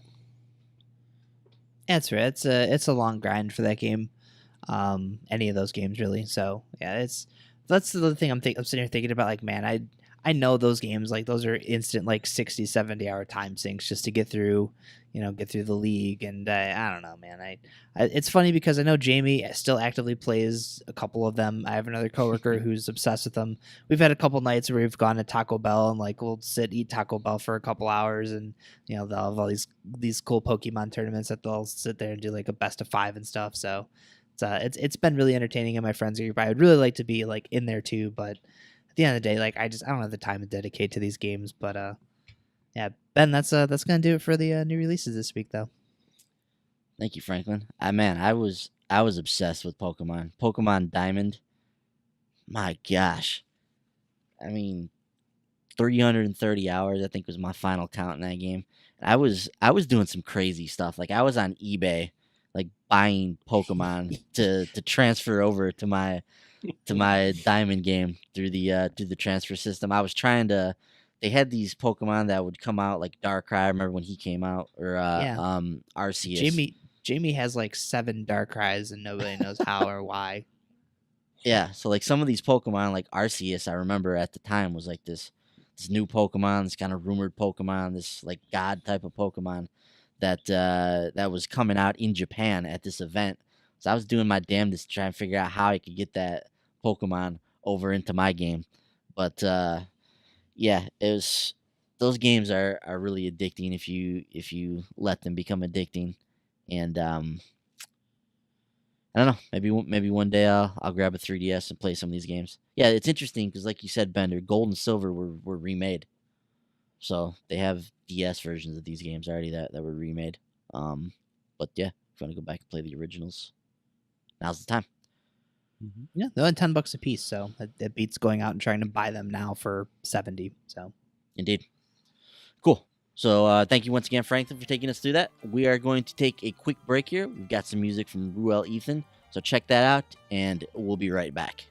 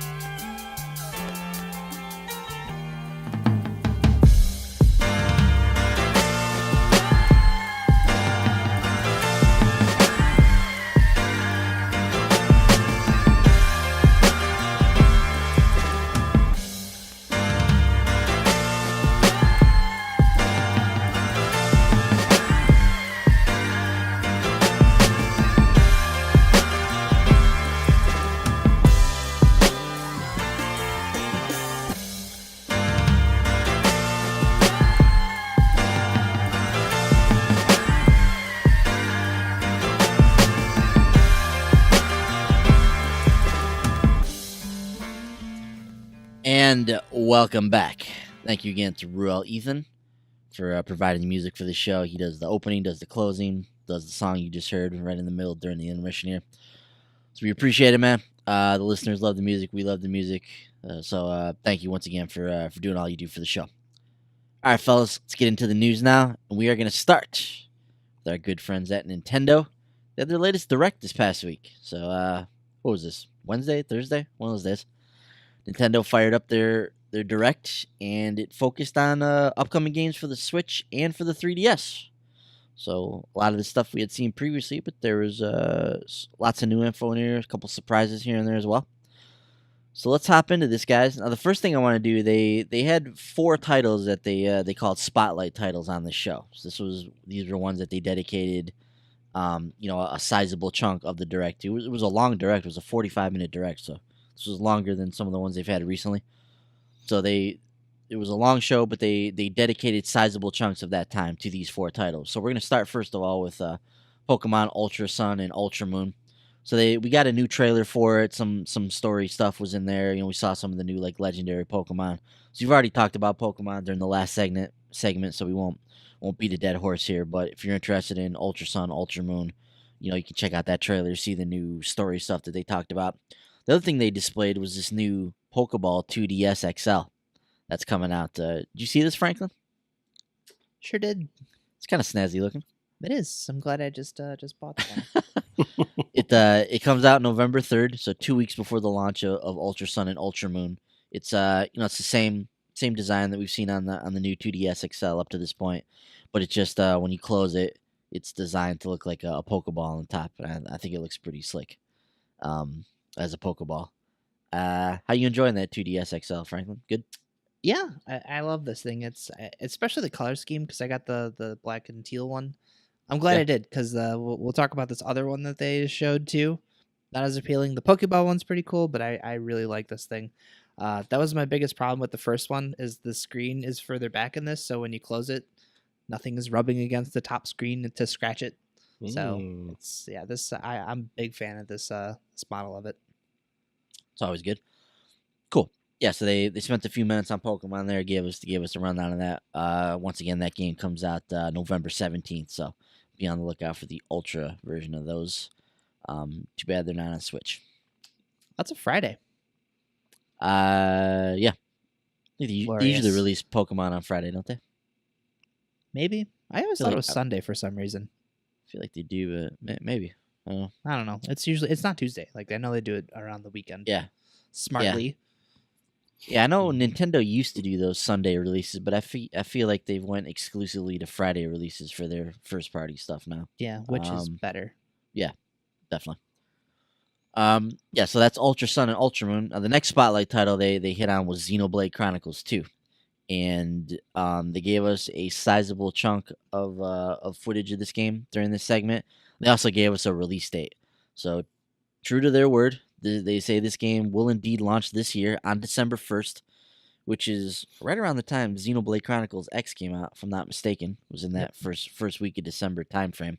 Mm-hmm. They also unveiled this limited special edition of Chronicles 2. So, along with the game, it will include a soundtrack CD, which I believe is one of those samplers, a 220-page art book, which is a huge art book, and a special steelbook case. They also unveiled a Xenoblade-themed Pro Controller, which will retail for $75 when it launches alongside the game on December 1st. The special edition of Xenoblade Chronicles 2 is $100 unless you bagged it from Target earlier today for $60. Dirt bags. Win one for the good guys. Oh, you got one? I did. Is that a price error or? It had to probably be. The weird thing is they had the MSRP on there as $100. They just said it was 40% off, and they had it on there for $60. So they had the right price on there. And the weird thing was the picture didn't show the special edition, just the regular picture for the game. But I went in there, and there's 2 listings on the website. There was one for $59.99 and one for $60 even. So it was a penny more, and it had a different UPC code on it. And so I took that UPC code and I punched the UPC code into bestbuy.com. And when I punched it in and hit enter, the Xenoblade Chronicles 2 Special Edition popped up for that UPC code. So I have to assume that is indeed the version of the game that I purchased earlier. We'll find out. But I said, what the hell? We'll get in for one at $60. That's a good deal for that. So, Bender, know you're a huge Xenoblade fan. I assume you were excited with what they had to show during the direct here for this? Yeah, it was nice to see some more details about the game and the combat system and everything. It was super cool. And you know, I snagged myself not one of the $60 ones, but I snagged myself a special edition. I think I got it from Best Buy. So yeah, I'll be picking that game up when it comes out. I'm looking forward to it. Those games are always really cool. Very long RPGs. The music is always great. Always has an interesting story. So I'm looking forward to this one. I saw a funny tweet of, that we had that part on where the whatever ship or whatever Titan that the main character rides on was talking to you in the direct. I saw a tweet where someone was like, I already wasn't interested in Xenoblade Chronicles 2, but I didn't need Winnie the Pooh whispering to me about it for 20 minutes or something like that. That was pretty funny. But that's hilarious. Yeah, no, I think it looks like a cool game. Definitely has a deep combat system from what they were describing. But those games always are like that. It's really deep and involved, but it's fun. It's once you get the mechanics down, it's always really cool. So yeah, I'm really looking forward to this one. I'm glad it is indeed coming this year. Do you believe that date? Do you think they're gonna hit it? I'm starting to believe it because the stuff they showed, I mean, they had the English voice acting and everything. It seems like the localization is mostly done from what they showed. I still won't be surprised if they push it back, but I'm cautiously optimistic that they're going to be able to hit that date and it'll come out this year. So did they really make this game in the last year and a half, 2 years? Or did they have, is there another team over at Monolith that was working on this? Maybe. Seems like I don't know. really quick turnaround time for a game of this magnitude and scale. It does seem like a very quick turnaround, but I mean, maybe they just were able to use the same engine that they used for Xenoblade Chronicles X, or I don't know. Maybe that cut down on some of the development time. I'm not really sure, but yeah, this is definitely a quick turnaround. But I guess I can't complain. Yeah. Just seems like, man, for a game of this scale, like you mentioned, these games are always 70 to 100 hours.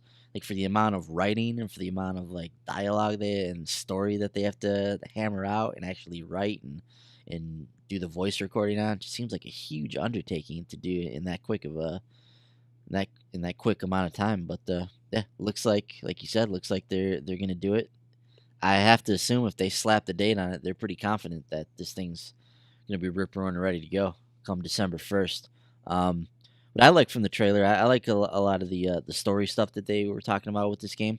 So it seems to be a lot of interesting kind of political dealings with all of these societies that I guess exist on the backs of these giant titans, they call them, these giant beasts that everybody kind of resides on. So and it seems like there's all these different political machinations between the different factions that reside on here. So I thought that stuff sounded really, really interesting. So I was intrigued watching that. What do you think about what you saw, Franklin? I was impressed. Looking at those games in action, they're massive, and with how the Nintendo hardware typically is, looking at a game like that on a Nintendo platform, it always blows my mind. It's just the amount of detail they pack into that thing. Granted, I was watching it at work, so I didn't really hear a lot of explanations. I heard the word Titans, and I didn't know what it was referring to. So a lot of the stuff I saw from the direct is that I just, I can't really hear a lot of things at my night job. So didn't have my headphones with me naturally either. So, but yeah, just sitting there staring at this game, and I feel confident in the date personally, just because they had a lot to show. Yeah. So obviously we've just kind of seen some pre-generated CGI scenes before, so we didn't really have an idea of how far along they were with it. But like Bender said, it seems like they're pretty far with the localization and just the stuff that they show. They have to be almost done with that game, which it's incredible if they're able to make a game like that in such a short time. Yeah, Yeah, I think Bender. I think you hit it on the head there with the fact that like the English voice acting was in there. That's pretty much with these games. I believe that's like the last step in this process. Yeah. Like they've kind of made the game and then they localize it and get the English voice acting in there. So if all that stuff's ready to go, then yeah, I feel like that December 1st date is definitely going to be hit. So yeah, so Xenoblade Chronicles 2 looking really, really good. I know Brent's excited for that one too. Seems like that's going to be a great title to have on the Switch. It's going to lend itself to portability and being able to kind of pick that up and play as you go. Now the third game they featured as part of this quartet of spotlight titles was Project Octopath Traveler. Thankfully, that's an in development title. Hopefully, they come up with something better than that when all's said and done. Although these are the people who were responsible for Bravely Default, so that name didn't get much better. So we'll see where we go from there. But yeah, so we see the trailer for this game, lengthy trailer. We're introduced to this concept of HD 2D graphics, which it's kind of this unique visual style that this game employs. It apparently you'll be able to kind of take the role of one of 8 characters and kind of go through the game, and the game will change accordingly to the different characters that you pick. They all have different abilities and different things that they're going to go through. This will be a Switch exclusive title, at least for the time being, and it's due to hit sometime in 2018. Now they did release a free demo of this game immediately after the Nintendo Direct finished. So, Frankie, Bender, I know you guys were able to download Octopath and give it a whirl. Franklin, let me come to you first on this one. What'd you think about what you got a chance to play there with the demo?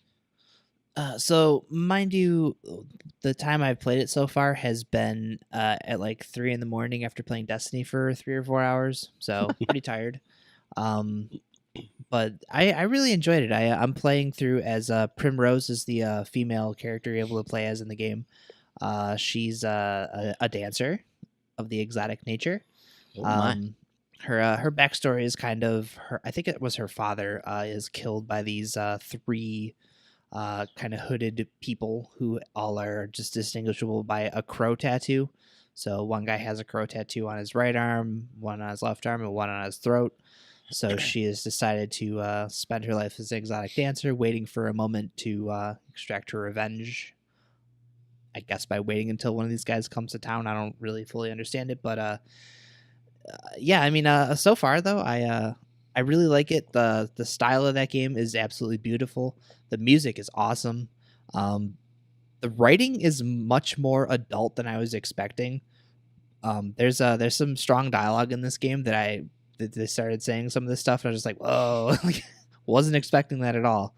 The thing for me though with any of these kind of games is the combat system. I was pretty tired at this point, so I was kind of not reading and really comprehending what I was staring at and just kind of skipping screens like an idiot. So I know Bender he was explaining some of the nuances of the combat system to me. I was like, I didn't even know you could do that. So obviously I got to a point where I ended up dying.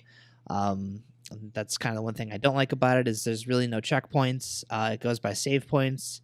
And the only way you could save is there's a character who's wearing like a green outfit. If you run across him and talk to him, you can save your game. So, I mean, granted, the part that I died at, I don't have, as far as I know, there's not really a lot of other combat encounters on my way to where I'm going. But I think where I'm at is maybe the end of the demo for her, I'm guessing.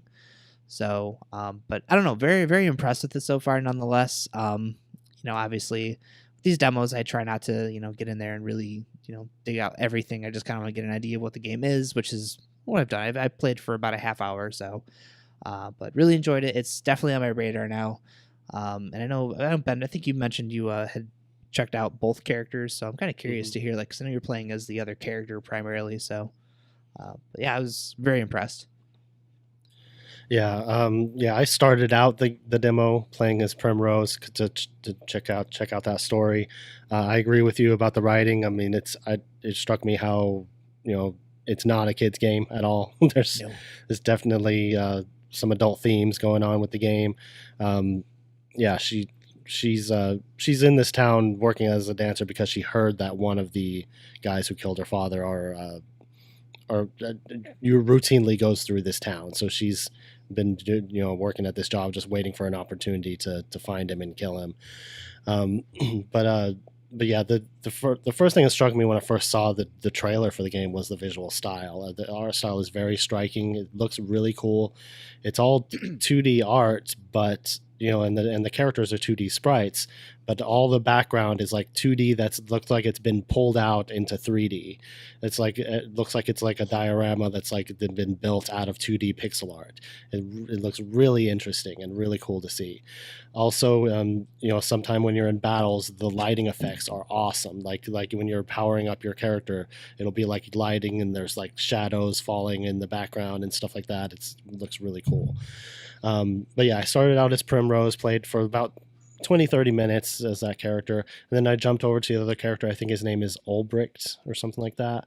Sounds right. Yeah, there's, as Ben mentioned, there's 8 characters total, but the demo that only lets you play those 2. So I jumped over to him because I was like, I wonder if his is a different story. It's got to be, because I mean, hers is very specific to her, so his has got to be a different story. So you jump over to him, and yeah, it's a completely different story. He takes place in a completely different area. He's like he used to be like a knight who like worked for the king, and then one of the other knights was betrayed the king and killed him, and now he's that guy is wants to kill Ulbricht now, and now he has to go into hiding, and he's just working in this little town being their guardian, just like protector, just like kind of fighting off thieves and stuff like that. So it's stuff like that. So yeah, everything about the game has really impressed me. All of the cutscenes are fully voice acted, which also struck me as interesting. The voice acting is pretty good too. The writing is pretty good. I like the different characters. I mean, when you're actually playing in the game and talking to all the little characters, they're not all voice acted, but there will be like they'll say like little one sentence phrases as the dialogue boxes pop up. But anytime you're in like a major cutscene, all of the lines are read fully voice acted, which is really cool. The combat is cool. It is a lot of aspects about the game are very old school Japanese RPG. Like Frankie said, the save system, it's a little bit antiquated because anytime you find the character in the green hat, you've got to talk to him and make sure you're saved. So just make sure you do that often. I mean, that's just something that you learn if you've ever played any old school RPG. There are random battles in the game, which I'm not a huge fan of. When you're just walking along and then suddenly you're thrown into a battle. I like to be able to see when the enemies are on screen so I can choose to avoid them if I want. But yeah, that's a very old school RPG mechanic. But the battle system is cool. It is turn-based, but it is relatively fast-paced for a turn-based combat system, because each enemy is going to be weak to a specific weapon. Like Ulbricht is proficient in swords and pole arms. So some enemies will be weak to swords, some enemies will be weak to pole arms. So, but you have to figure it out because you don't know their weaknesses until you try that weapon on them. So if they are weak to swords and you use a sword on them, it breaks their defenses and that'll daze them. So they'll be sitting there and unable to move for a couple of turns. So then you can just wail on them. So you have to kind of balance that, or some enemies, you might have 2 enemies that are weak against swords and 1 that's pole arms, and you have to kind of balance between them, try to break their defenses and juggle between that stuff. Another cool mechanic is every turn you get a little like a little dot at the top right. It's like a power gauge that builds up, and you can press R to power up your attacks. So you can stack it up to 3 times. So you can attack for a total of 4 times on an enemy, which is really cool. And when you're doing the power up, that's when you see those cool lighting effects that I was talking about. I thought it was awesome. I posted some screenshots on my Twitter if you want to see what it looks like. But yeah, overall, I think the game is really cool. I'm very intrigued. I was impressed by what I played of it. I haven't played the full demo all the way through. I definitely want to try out the whole thing so I can see where it goes. And I'm really, really interested in trying out the other characters when the final game comes out. Like I said, there's 8 different characters, and they're all going to have different stories and different abilities. And also the abilities, we didn't mention those yet. Primrose has the ability to allure people, so she can like allure someone, and then they'll follow her around, and they'll help her in battle or stuff like that. And then Ulbricht has the ability to challenge anyone into a duel. So he can just walk up to like a villager and be like, haha, and just challenge them to a duel, which I guess gives you more experience or something. I'm not sure.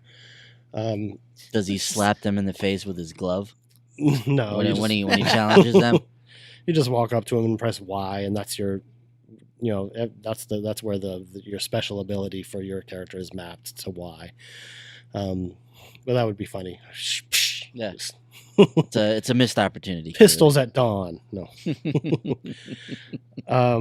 No, but it's a very, very interesting game. It's really cool. I'm definitely interested in checking it out. I'm kind of wondering if maybe all the stories converge later on or something. I was going to ask you. Yeah, that would be really interesting. I don't know that yet, but that would be cool. So yeah, if you like old school Japanese RPGs, this is definitely one to keep on your radar. Yeah, I'll have to check out that demo. Sounds like it's a successful demo from what you and Frankie are saying, and getting you interested in the game. So I'm a fan of old school JRPG, so I do want to check this out and see what that's all about. So Awesome. Now the fourth spotlight title was, of course, Super Mario Odyssey. We heard a little bit about that prior to the direct that Odyssey was going to be featured, and the main points from this, they showed us another trailer for the game. They kind of went through a lot of the different worlds that we're going to be able to explore. So that was cool to see some of those, and they unveiled the new winter themed world for the first time. The cutely named Shiveria. So that's a very Mario name for a place that's cold. So we saw that one. We saw a bunch of other worlds as well. We saw the Cap Kingdom and New Donk City, and a lot of the other ones that we've seen over the weeks here for Super Mario Odyssey. The other things that they noted, Odyssey will have a photo mode, which is cool. Looks like you're gonna be able to take some slick photos in this game, and also capture mode.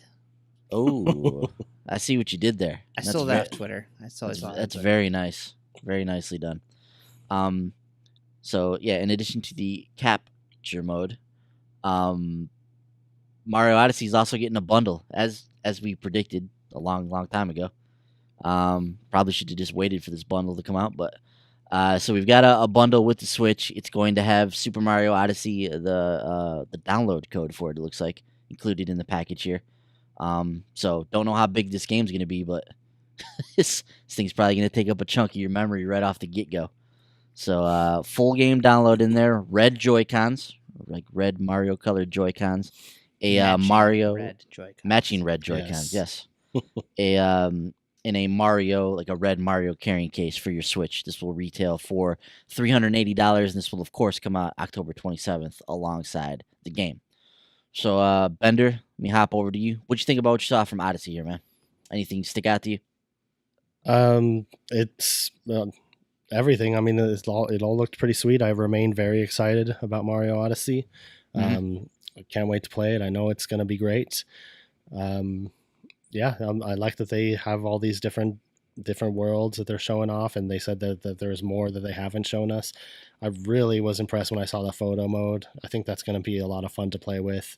I like games with photo modes. It's always fun to find a nice shot and post it to Twitter or something like that. That's always cool. And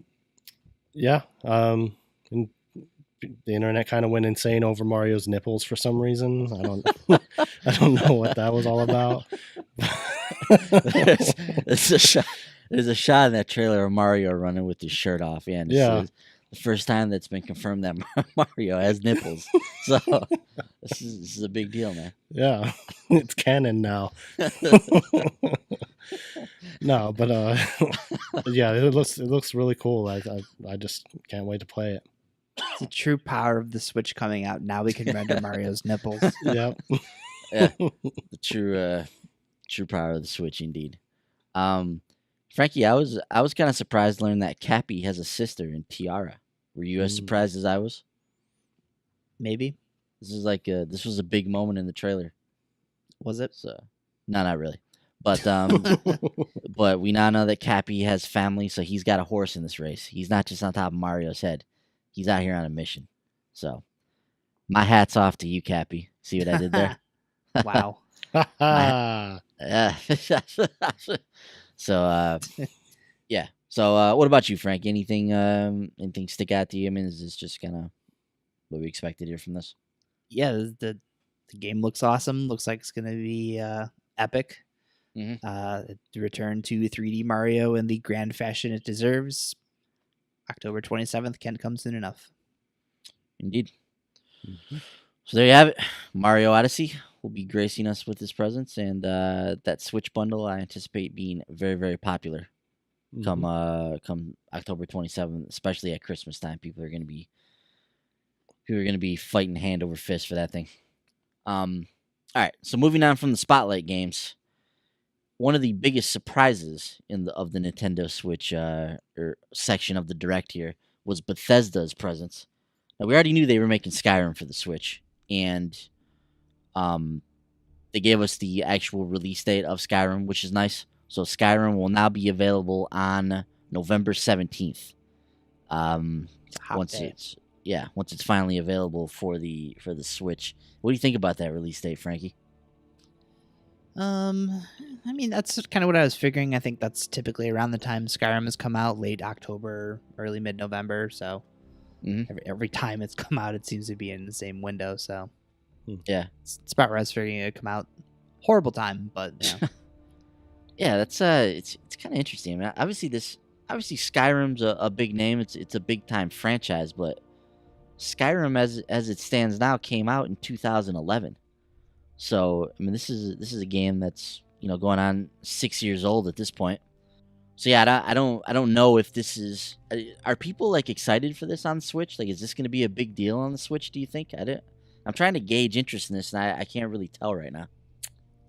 I don't know. I think given the fact that Breath of the Wild is out, I don't think so. But at the same time, I mean, if you played Breath of the Wild and you've never played Skyrim and you don't have another system, one of the other 5 or 6 systems that Skyrim is on at your disposal to play Skyrim, Yeah. I mean, it's great to have that option, but I don't see people flocking out to buy Skyrim on the Switch. What do you think, Bender? Do you think what do you think about this date of November 17th, and do you think there's going to be a large interest in this game from the Switch base? I don't know. I've heard a little bit of buzz about it. I think there's going to be a market for it. I mean, there's going to be Nintendo guys like me who have never played Skyrim and wouldn't mind having the game like that on the go. So I'm thinking about picking it up. Then there's going to be other people who, whether they've played Skyrim or not, they are just looking for games to play on their Switch. Everybody's very thirsty for games on the Switch right now. They just want, I hear people talking about it all the time, that they just want stuff to play on this system. So I think there's going to be a decent amount of sales. I don't think it's going to be record breaking or anything, but I think there'll be a good chunk of gamers who will want to pick it up. Mm-hmm. Frankie, what else comes out on November 17th? Well, you obviously have Pokemon Ultra Sun and Moon, Star Wars Battlefront 2. I know there was something else. Does L.A. Noire come out that day too? I believe that's the 14th. 14th? Yeah. Maybe The Sims. Maybe The Sims. Need for Speed Payback is around then. Gotcha. So there's a couple other things. So even if it's not that exact date, that week and then the weeks around that are going to be very, very busy. Yeah, there's a lot of stuff around there. Yeah, a lot of stuff going on at that time. So, but they'll be out prior to Black Friday. They'll be out prior to the official start of the Christmas shopping season. So, if somebody's getting a Switch, I'm sure that Skyrim's going to be on a lot of people's Christmas list. So, I will be interested to see how that one plans out. Is this a $60 Skyrim, or is this? I assume it's a $60 Skyrim. I'd be very surprised if it wasn't. I don't know that they have an official price on here though. I don't see anything listed on here, but it does include all the DLC as well. So, all right. So there's 3 sizable DLC packs included in there. So I would assume that $60 is probably the going rate for that one. Yeah, that sounds right. Probably need a SD card for that one. You might. I don't know. We'll have to keep our eyes peeled for the box art on that one. Yeah, it's a good point. Could be an SD card game. Now, and also on the subject of Bethesda here, not only did they give us the Skyrim release date, but they also chimed in with the fact that they're bringing not only Doom. So this is the new, 2016 Doom that took the world by storm last year, but they're bringing Wolfenstein 2, the new Colossus, to this thing as well. So, on the one hand, that's like, man, that's cool that they're bringing these games to it. On the other hand, Frankie, how in the hell are Doom and the new Colossus going to run on this machine? Unless I'm just ignorant and they've lied to us about the specs on this thing. Like, how are these games going to run? Like, is this going to be a severely gimped version of this game? That's the same question I have. Like, there's going to have to be sacrifices somewhere.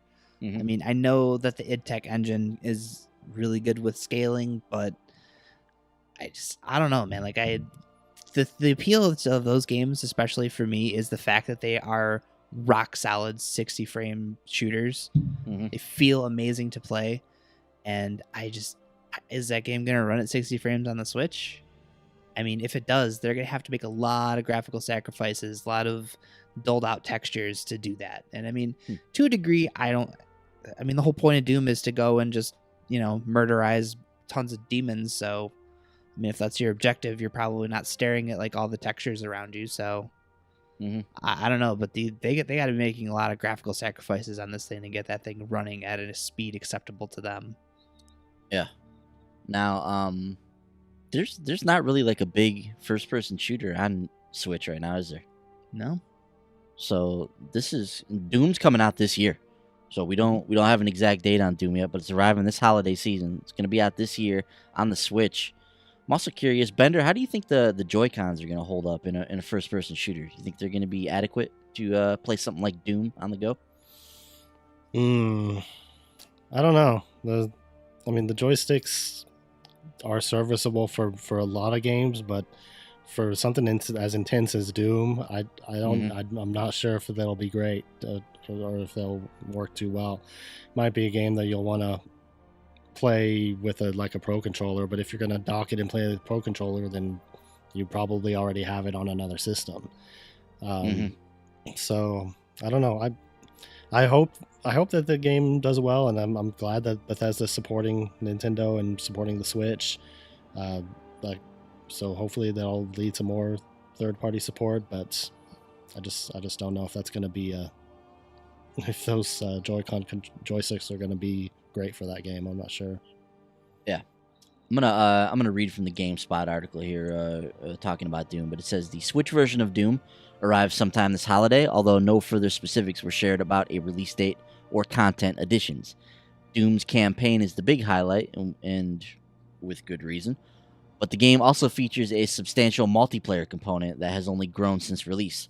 Some big changes were made to it earlier this year when Bethesda and developer id decided to make its DLC free to all players. We do know that the Switch version includes multiplayer and that it will be offered via a day one update. So I wonder if, what you were just talking about, Frankie, I wonder if that day one update you have to download to an SD card in order to get the multiplayer part of the game. It includes all of the content already released for the mode, but there's no word yet on whether there will be any further changes to it. Now, we do know that Snap Map will not be a part of the Switch version of the game. So this was the kind of customized user-generated maps, user-created maps and modes for Doom. None of this will be available with the Switch version of the game, so just keep that in mind if you are interested in this title. And then, like I said, not only is Doom coming there, but Wolfenstein 2, the new Colossus. So Doom's gonna have, came out in 2016. Wolfenstein is a brand new title, so this game is beefy. It's developed with next-gen consoles in mind. So I'm really curious to see how this thing runs on the Switch. It's slated for a release at some point in 2018. So obviously the Wolfenstein launches on October 27th. We don't know when the Switch version of this game is going to come out. But man, Bender, can they like, can they just lower the resolution on this game and run it at 60 frames and call it a day, or is this even possible to run at 60 frames on this machine? What do you think, man? I'm sure they figured something out. I don't know if they. I mean, yeah, like Frankie said, I'm sure they probably have to make some sort of graphical sacrifices. Mm-hmm. I hope it would run at 60 frames because it seems like a game that would be important to be able to run at 60 frames. So I don't know. I'm not sure what sort of concessions they had to make, but I'm sure they had to do something. What do you think, Frankie? You think that they would? Well, let me ask you this: would Bethesda release Doom or Wolfenstein 2 not in 60 frames? That's a tough. I don't know. I maybe, but I also don't. Look, the thing I have with Bethesda is I look at things like Fallout and Skyrim to a degree. The amount of bugs that are in those games that are deemed acceptable by gamers, that's a whole other thing. But like at the same time, I look at like Wolfenstein and Doom, and I think Bethesda, even Prey, like Bethesda was like quality wise, like they weren't releasing these games if they felt that they were garbage. They weren't going to put out the Call of Duty Doom because they felt it was crap. So part of me thinks that if this isn't running up to their own standards, they wouldn't even pursue this. But and a thing you mentioned earlier, and that's an interesting point too, is it doesn't really have any competition on the Switch. There are no other first-person shooters on there. So bringing Doom as the first big first-person shooter to that system, it's a game that got a lot of praise when it came out. I don't know if it was quite the what's the word I'm thinking of? My brain isn't working anymore. The financial success, commercial hit, yeah. It's that as much as it was, like a critical one. So, it's tough to say, but we've heard stories. A lot of these other developers are out there talking about how well their games have done on the Switch. You have a couple games that have sold better on the Switch than on all the other platforms combined. So, if I'm Bethesda, I have a hot first-person shooter, that's doing kind of just okay on these other consoles loaded with first-person shooters. I see the Switch as an opportunity, and I mean, I don't. Maybe that game is acceptable at 30 frames per second. I mean, I don't know. I have a morbid curiosity about it. I want to buy it just to see how that thing runs, and the fact that they use the right cover art for the Switch version. But I don't know. I really want to see this thing in action, like firsthand. Yeah, I mean, like you said, man. I mean, Doom is a great looking game. Runs at 60 frames. Wolfenstein 2, from what I've seen, phenomenal looking title. It's going to run at 60 frames. It's just really hard for me to wrap my head around how this thing runs on the Switch. But yeah, really, really curious to see that thing in action. The footage we saw of Doom in the press conference, it's unclear if that was the Switch version of the game or not. So I don't know. So we'll wait though. We're not too much longer to wait for Doom's actual release here. It's got to be out in the next couple months. So we'll keep our eyes on that one as we move along here. But very, very interesting that both of those games were announced for the 3D or for the 3DS for the Switch. Speaking of the 3DS, let's move into some of the other 3DS stories that were in the Direct. So, Frankie, you mentioned that orange and white new 2DS XL. You don't like that one, eh? No, it's not as exciting as the teal and black. Oh, I kind of like the way this orange one looks, man. I don't know. What do you think, Bender? I kind of like the way it looks. I probably wouldn't buy it myself, but I think it looks kind of snazzy. No. Oh, kind of like the orange. Well, I'm an orange fan. I just worry about like white, especially. Yeah, it's so easy to, it's get dirty and quickly. Scratch up. Yeah, that's true. Yeah. That's true. Yeah, I don't know. What's the durability like on those things? Though? Do they have like some kind of is there a material on that top clamshell or what's on it? No, I mean it's already got fingerprints all over it. So no, not really. Gotcha. I mean it's got a nice top on it. It's got a nice scratchy top on it. Yeah. All right. Yeah. So if you're into that, you can check that out. I forgot to grab the release date on that one.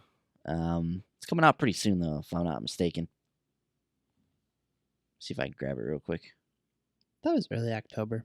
Yeah, I think it's early October. It's good It is Halloween out themed. October 6th. So October 6th, you can get your hands on the white and Ooh. orange new 2DS XL. That's the same day that Mario and Luigi what was the first one that they're putting back out? Superstar Saga Yeah. Sorry. plus So that Bowser comes out. Minions or something like that. Yeah. There you go. Nice. So go out and buy that. Man, Nintendo, they crank out so many different versions of their hardware. It's ridiculous.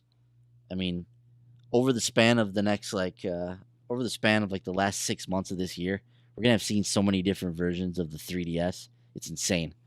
There's tons of colors. There's 2DS XLs. There's Samus ones. There's Pokemon ones. It's just man, they crank these things out like clockwork. So October 6th, $150. We'll get you that 2DS XL. Got a new Kirby game, Franklin. It's called Kirby Battle Royale. It's coming to the 3DS on January 19th, 2018. In this game, Kirby will be facing off against himself. You'll use Kirby's various abilities, and there is multiplayer support in the form of online and local play. 10 different modes in this title. I don't know. What do you think about this, Frankie? Any interest in this one? Not really. No. Not into Battle Royale Kirby? Nope. I just want classic platforming Kirby. Just want some regular Kirby action? That's all I want. Gotcha. Also on the 3DS front, Mario Party Top 100. So we're going to get, I guess, kind of like greatest hits collection of all the Mario Party games over the years. There's 100 different mini games in here, supposed to feature some of the best ones from throughout the Mario Party saga, all in this release. This will be out November 10th. What do you think about this, Bender? Is this a good idea? Any interest in the Mario Party games at all? Yeah, the Mario Party mini games a lot of them are really fun. I wish they would have put this on the Switch. It would have been nice. But yeah, I mean, I don't know if I'll pick this up just because it's on the 3DS and I don't pick up my 3DS too much anymore. But it is cool. I mean, I've played a lot of the Mario Party games, and a lot of those mini games are a lot of fun, especially with friends. So it's a cool thing. So you hear that, Nintendo? You're gonna pick up your 3DS, Bender. Well, I already have for Metroid, but I'm just talking about other than the occasional game, I don't pick it up as much. So you hear that, Nintendo? Bender does not pick up his 3DS anymore. So can we please stop putting games on it? Can we just put these games on the Switch? Can we just agree to do that? Why is this a 3DS game? Like, who's gonna play Mario Party mini games on their 3DS with friends? Who's playing Mario Party in the first place? That might be the more appropriate question. So, I don't know. But moving on from there, we've got some other Switch stories to talk about in the Direct now, and let's get back to Kirby, Franklin. Mhm. So, the Kirby game that's coming out for the Switch was named. It's called Kirby Star Allies. It'll be out in spring of 2018.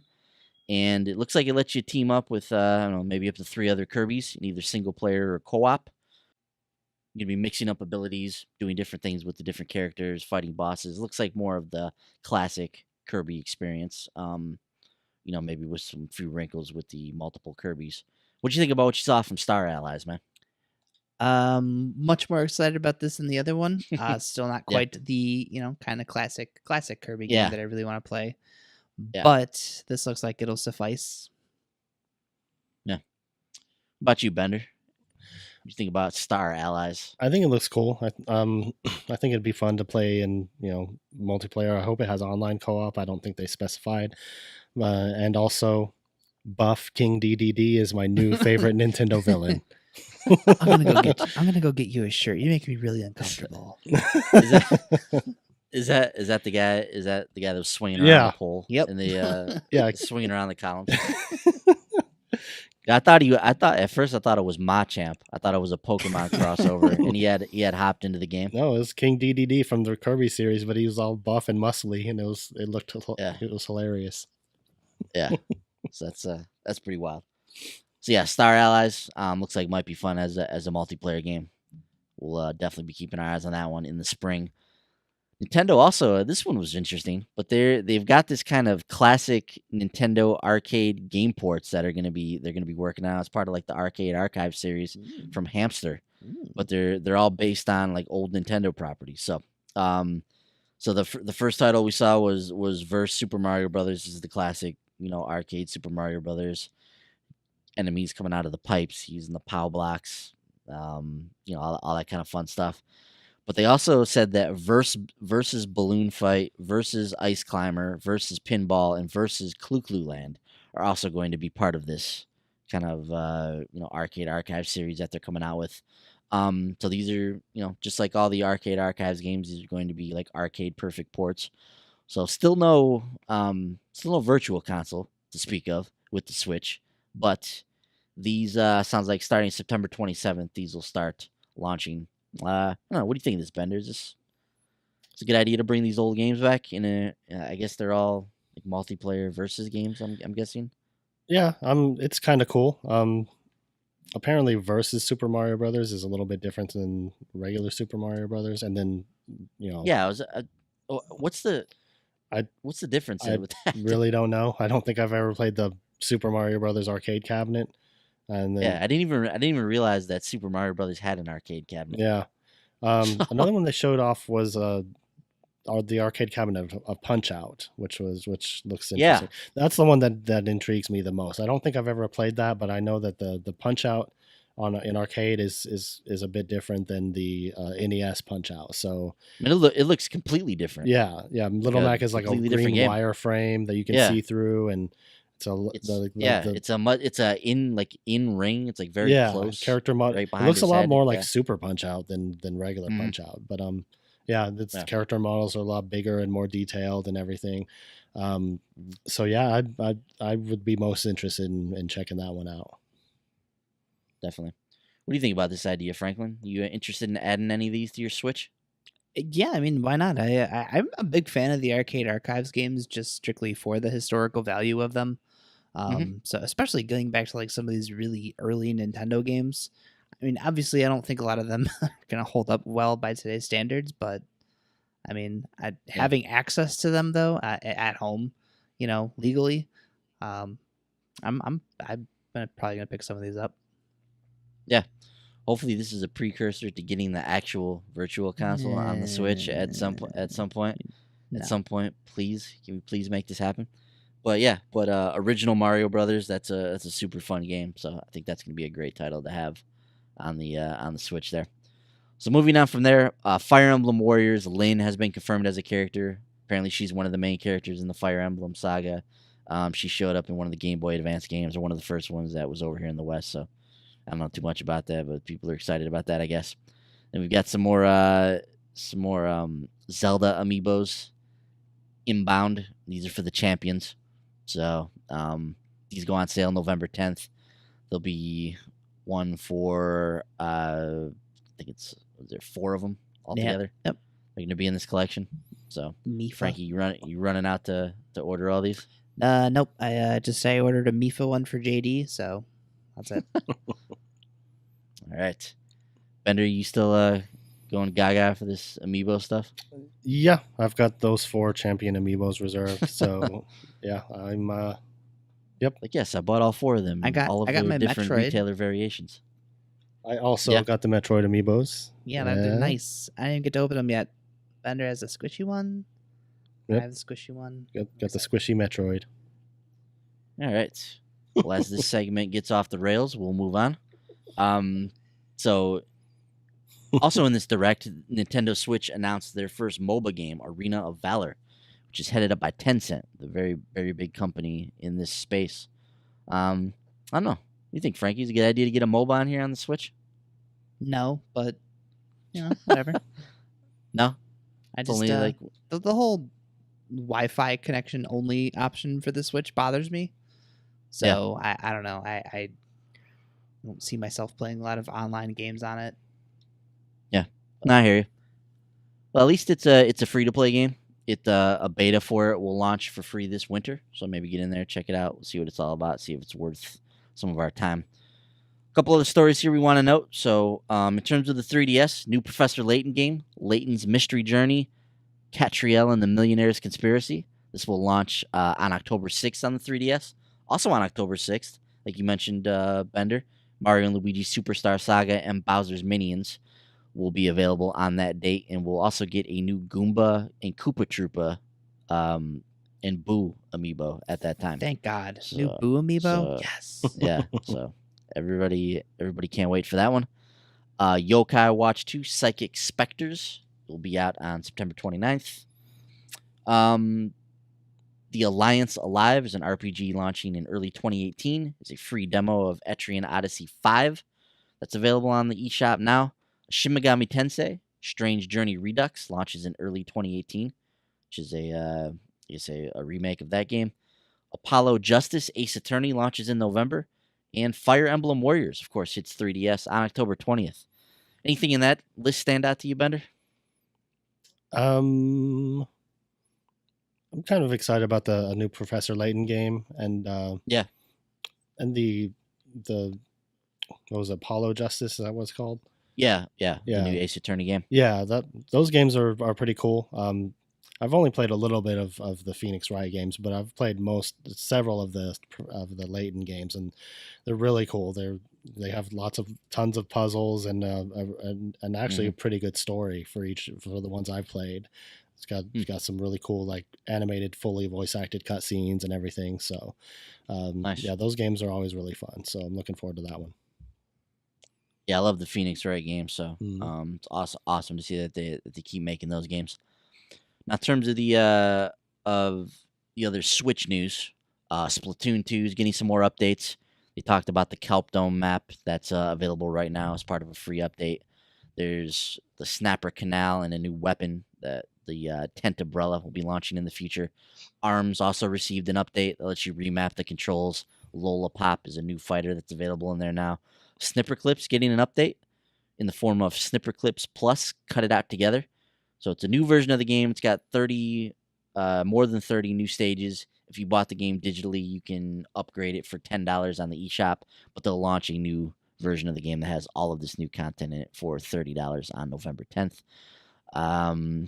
Physical release of NBA 2K18 on the 17th. We've talked about that. FIFA 18 launches September 29th.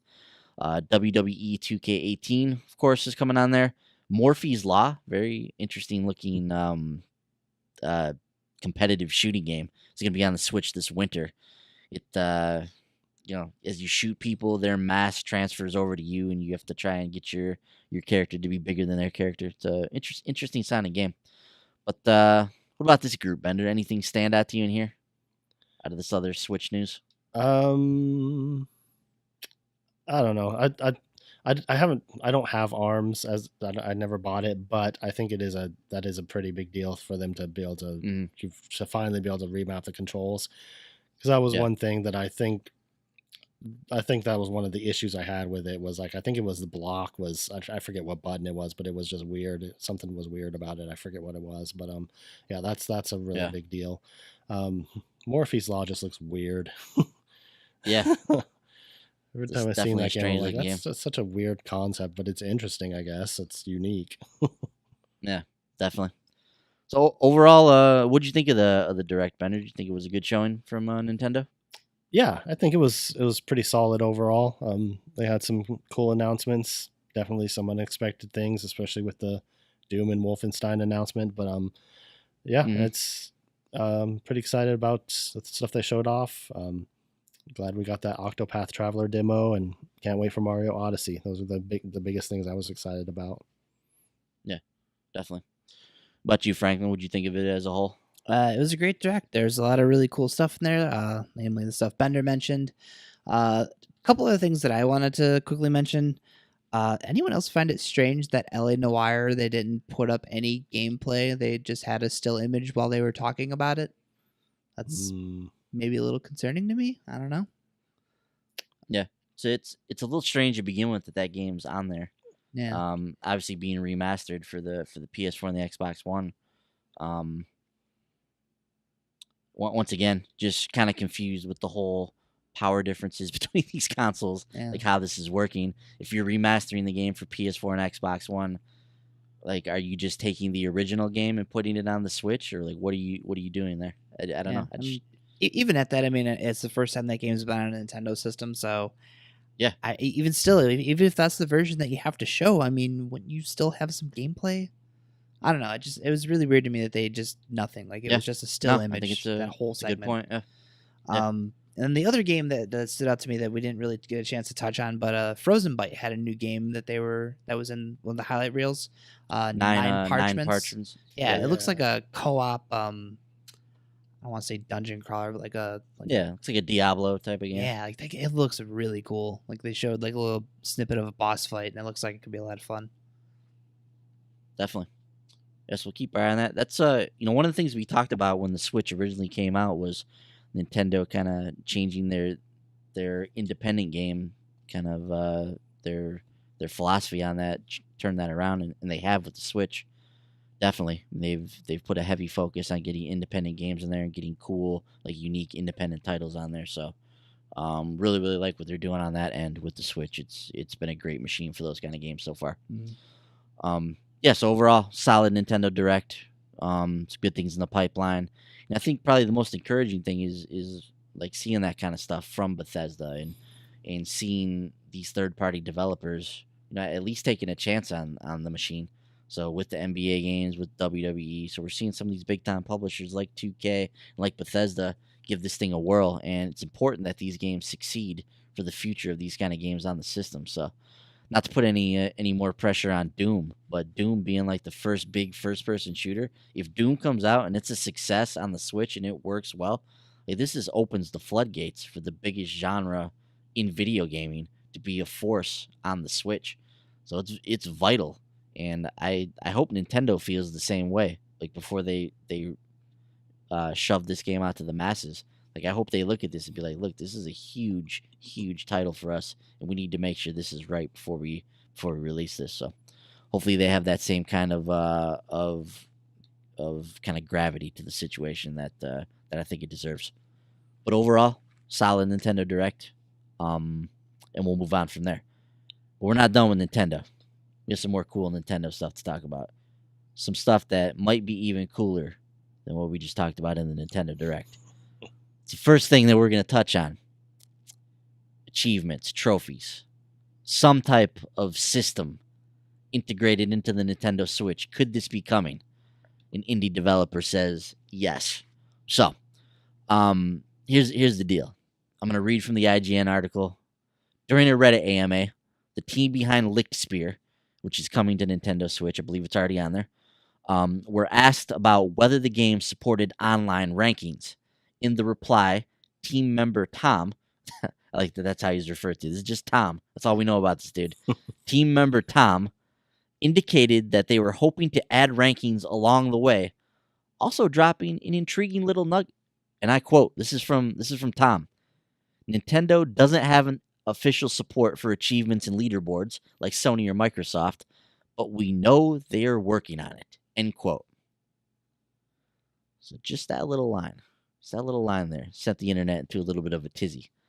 So when called out on it, Tom responded with oops, before adding that he thinks Nintendo hinted at it a few times. So No, Tom. Franklin. Yeah, go Tom, dude. So Franklin, what do you think about this, dude? So Tom, I don't think Tom was beating around the bush here. I don't think he was mistaken. I think he was pretty clear, like, hey, Nintendo's working on something. Whether or not it sees the light of day is another thing. But it sounds like the way he's talking about it, like this is maybe something that he's discussed with Nintendo about his game. Like, look, my game has leaderboards. Like, this is a big part of the experience. Is this something we can expect to add in down the line?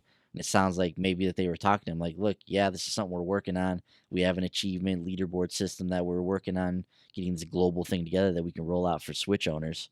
I don't know. What do you think, man? I don't know. I mean, like I said, we know I love trophies. Huge fan of trophies. Could care less about achievements. And honestly, I feel like if Nintendo does add something like that, I'm gonna have the same attitude towards achievements.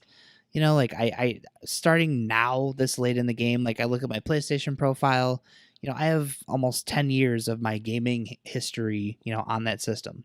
I have 10 years of games that I've played, completed.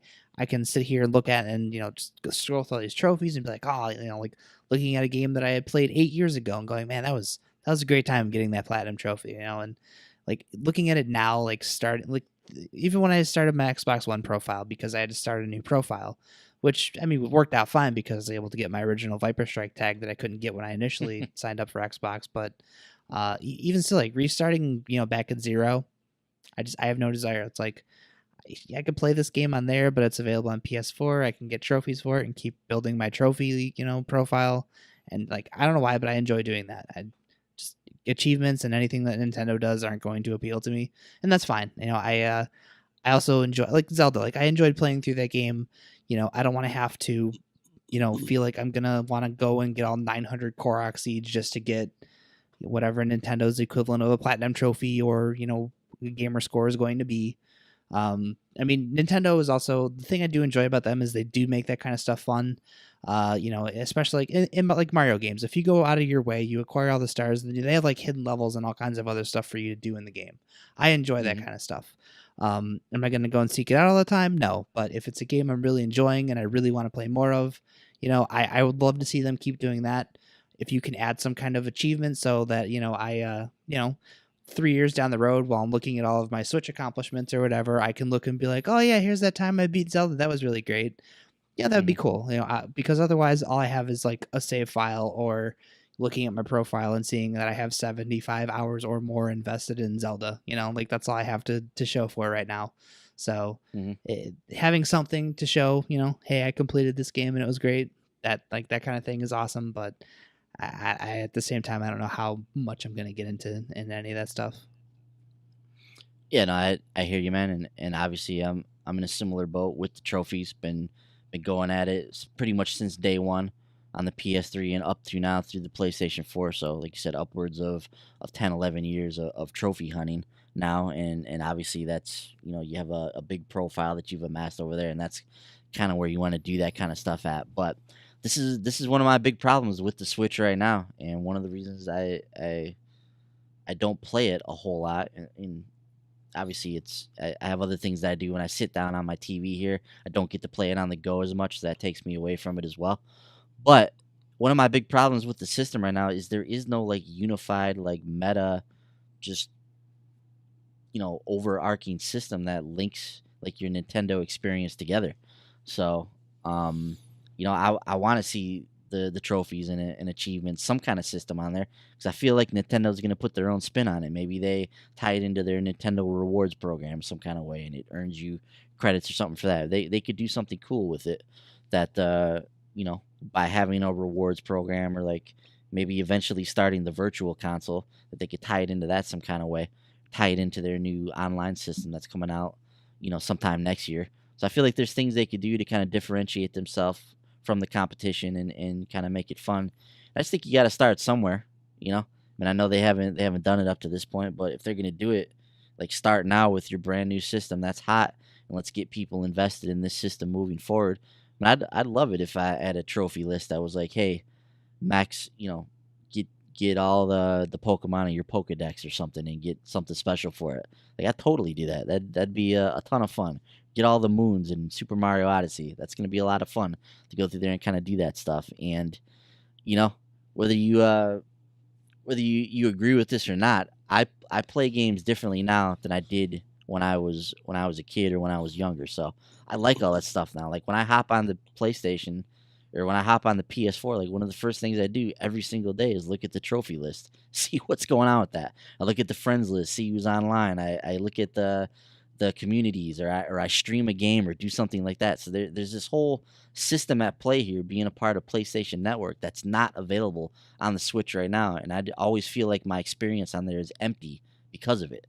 So I really want to see something like this make its way over to the Switch. I think it's going to be a huge boon for the system. And yeah, like you said, like Nintendo does fun stuff with their games. So getting those moons, maxing out the Pokedex, even finding the Korok seeds, like that stuff would be fun if there was some type of an achievement system tied to that, and you got something to show for that, I think that'd be great. What do you think, Bender? Is this something that Nintendo's going to finally give us? Possibly. Sounds like it's something they might be working on. I don't know. I, I kind of hope that they do, but if they don't, I'm not going to be too upset. I do enjoy trophies on PS4. It's because they give you a reason. Sometimes they give you a reason to replay a game, or sometimes they give you a reason to play a game in a different way, or do something you normally wouldn't do in a game, and kind of gives you extra playability or extra value to the game sometimes. So if they do them right, then it could be a really good thing. And like you said, I was thinking, it'd be nice if they put a Nintendo spin on it and just tie it with some sort of reward system where, some of the achievements that you unlock, will net you Nintendo points or something that you can use to buy things or whatever. Or a cool theme for your Switch, or whatever. So little doesn't have to be anything huge, but yeah, I think it'd be really interesting if they did something like that to kind of make it more unique. So yeah, if they do come out with some sort of achievement system, I think it'd be a good thing. Overall, it'd be cool, and I would play Mario more for if they come up with some cool achievement ideas or something like that, or Metroid Prime 4. They come out with some cool trophies or achievements for that game. I think it'd be cool. The thing I kind of would maybe want to see them do is like they kind of leaned into like the sticker theme. So I think like having like, I don't know, profile stickers or something. Like I had completed, Super Mario Odyssey, and you had like this little unique Mario sticker or something on your profile. Even something that minor, I think would be really great. Yeah, that'd be interesting. Yeah, I like that. Yeah, definitely. I just think Nintendo's games, like, they really lend themselves to like an achievement system like really well. Like you take something like Mario and collecting the moons, like you're always collecting something in a Nintendo game, right? Pretty much every single franchise, you're collecting something or trying to get all of one thing or another. So you're always collecting stuff in Zelda. You're always collecting things in Mario. Pokemon's all about collecting things. Metroid, you could have something where if you can unlock 100% of the map or something, you could get a special reward for that. So there's, I feel like their games would just really fit into this system really well. And I really hope they're working on it. I hope it comes out soon.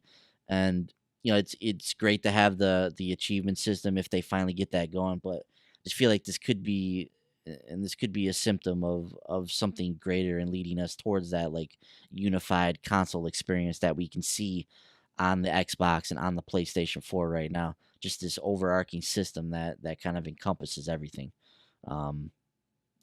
With the way their online system functions, with the way achievements work, with the way leaderboards work, and being able to stream and all that kind of stuff like this. I feel like this is a step in the right direction.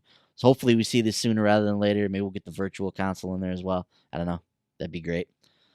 But yeah, I'm pumped if that's a real thing. So shout out to Tom at the Lickspear developer for letting that cat out the bag. Team member All right. Tom. Team member Tom, excuse me. So moving on from there, another interesting Nintendo story. The NES Classic returning to stores, and they are increasing stock on the SNES. So this obviously when they announced that they were canceling the NES Classic, we're all scratching our head like, why in the hell would you ever do that? This thing's just literally, people are just grabbing these things, selling them for inordinate amounts of money on eBay because people want this thing so much. And Nintendo's like, yeah, well, we're just gonna stop making them.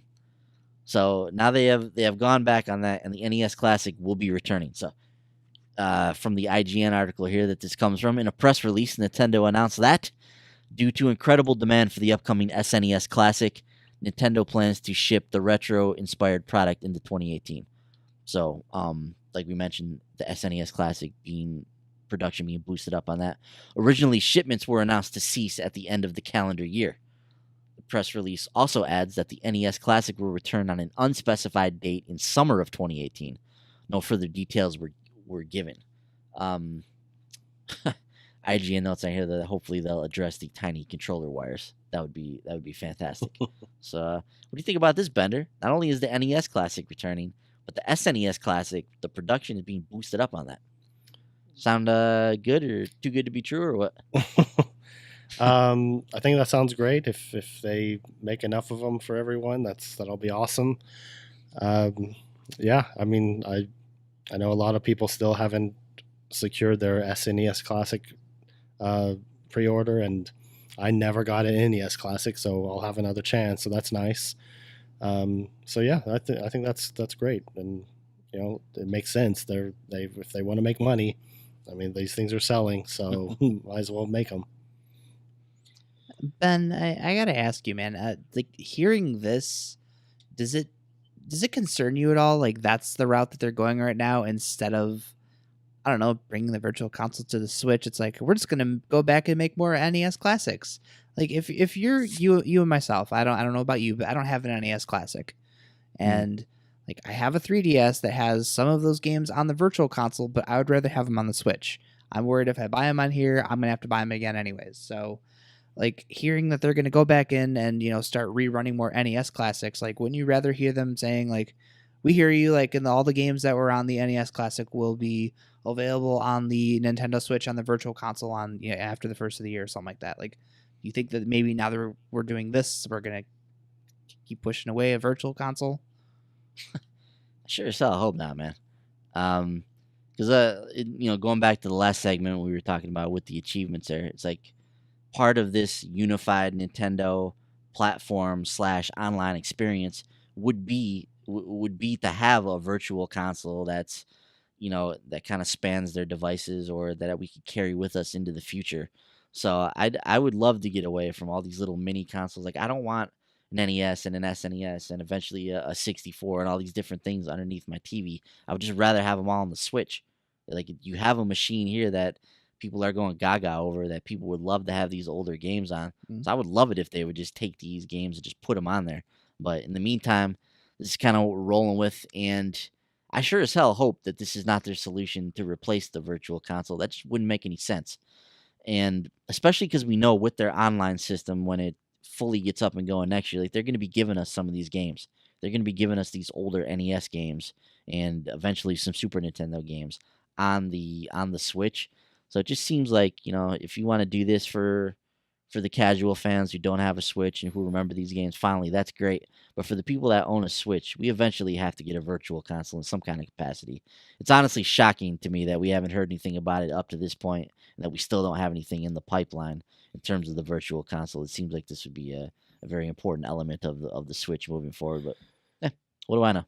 You think maybe, I mean, if they are working on the virtual console, which I think they are, you think maybe that's why we haven't heard anything about it, is they don't want to give anyone an inkling that they're going to be doing the virtual console, because so they can sell these things?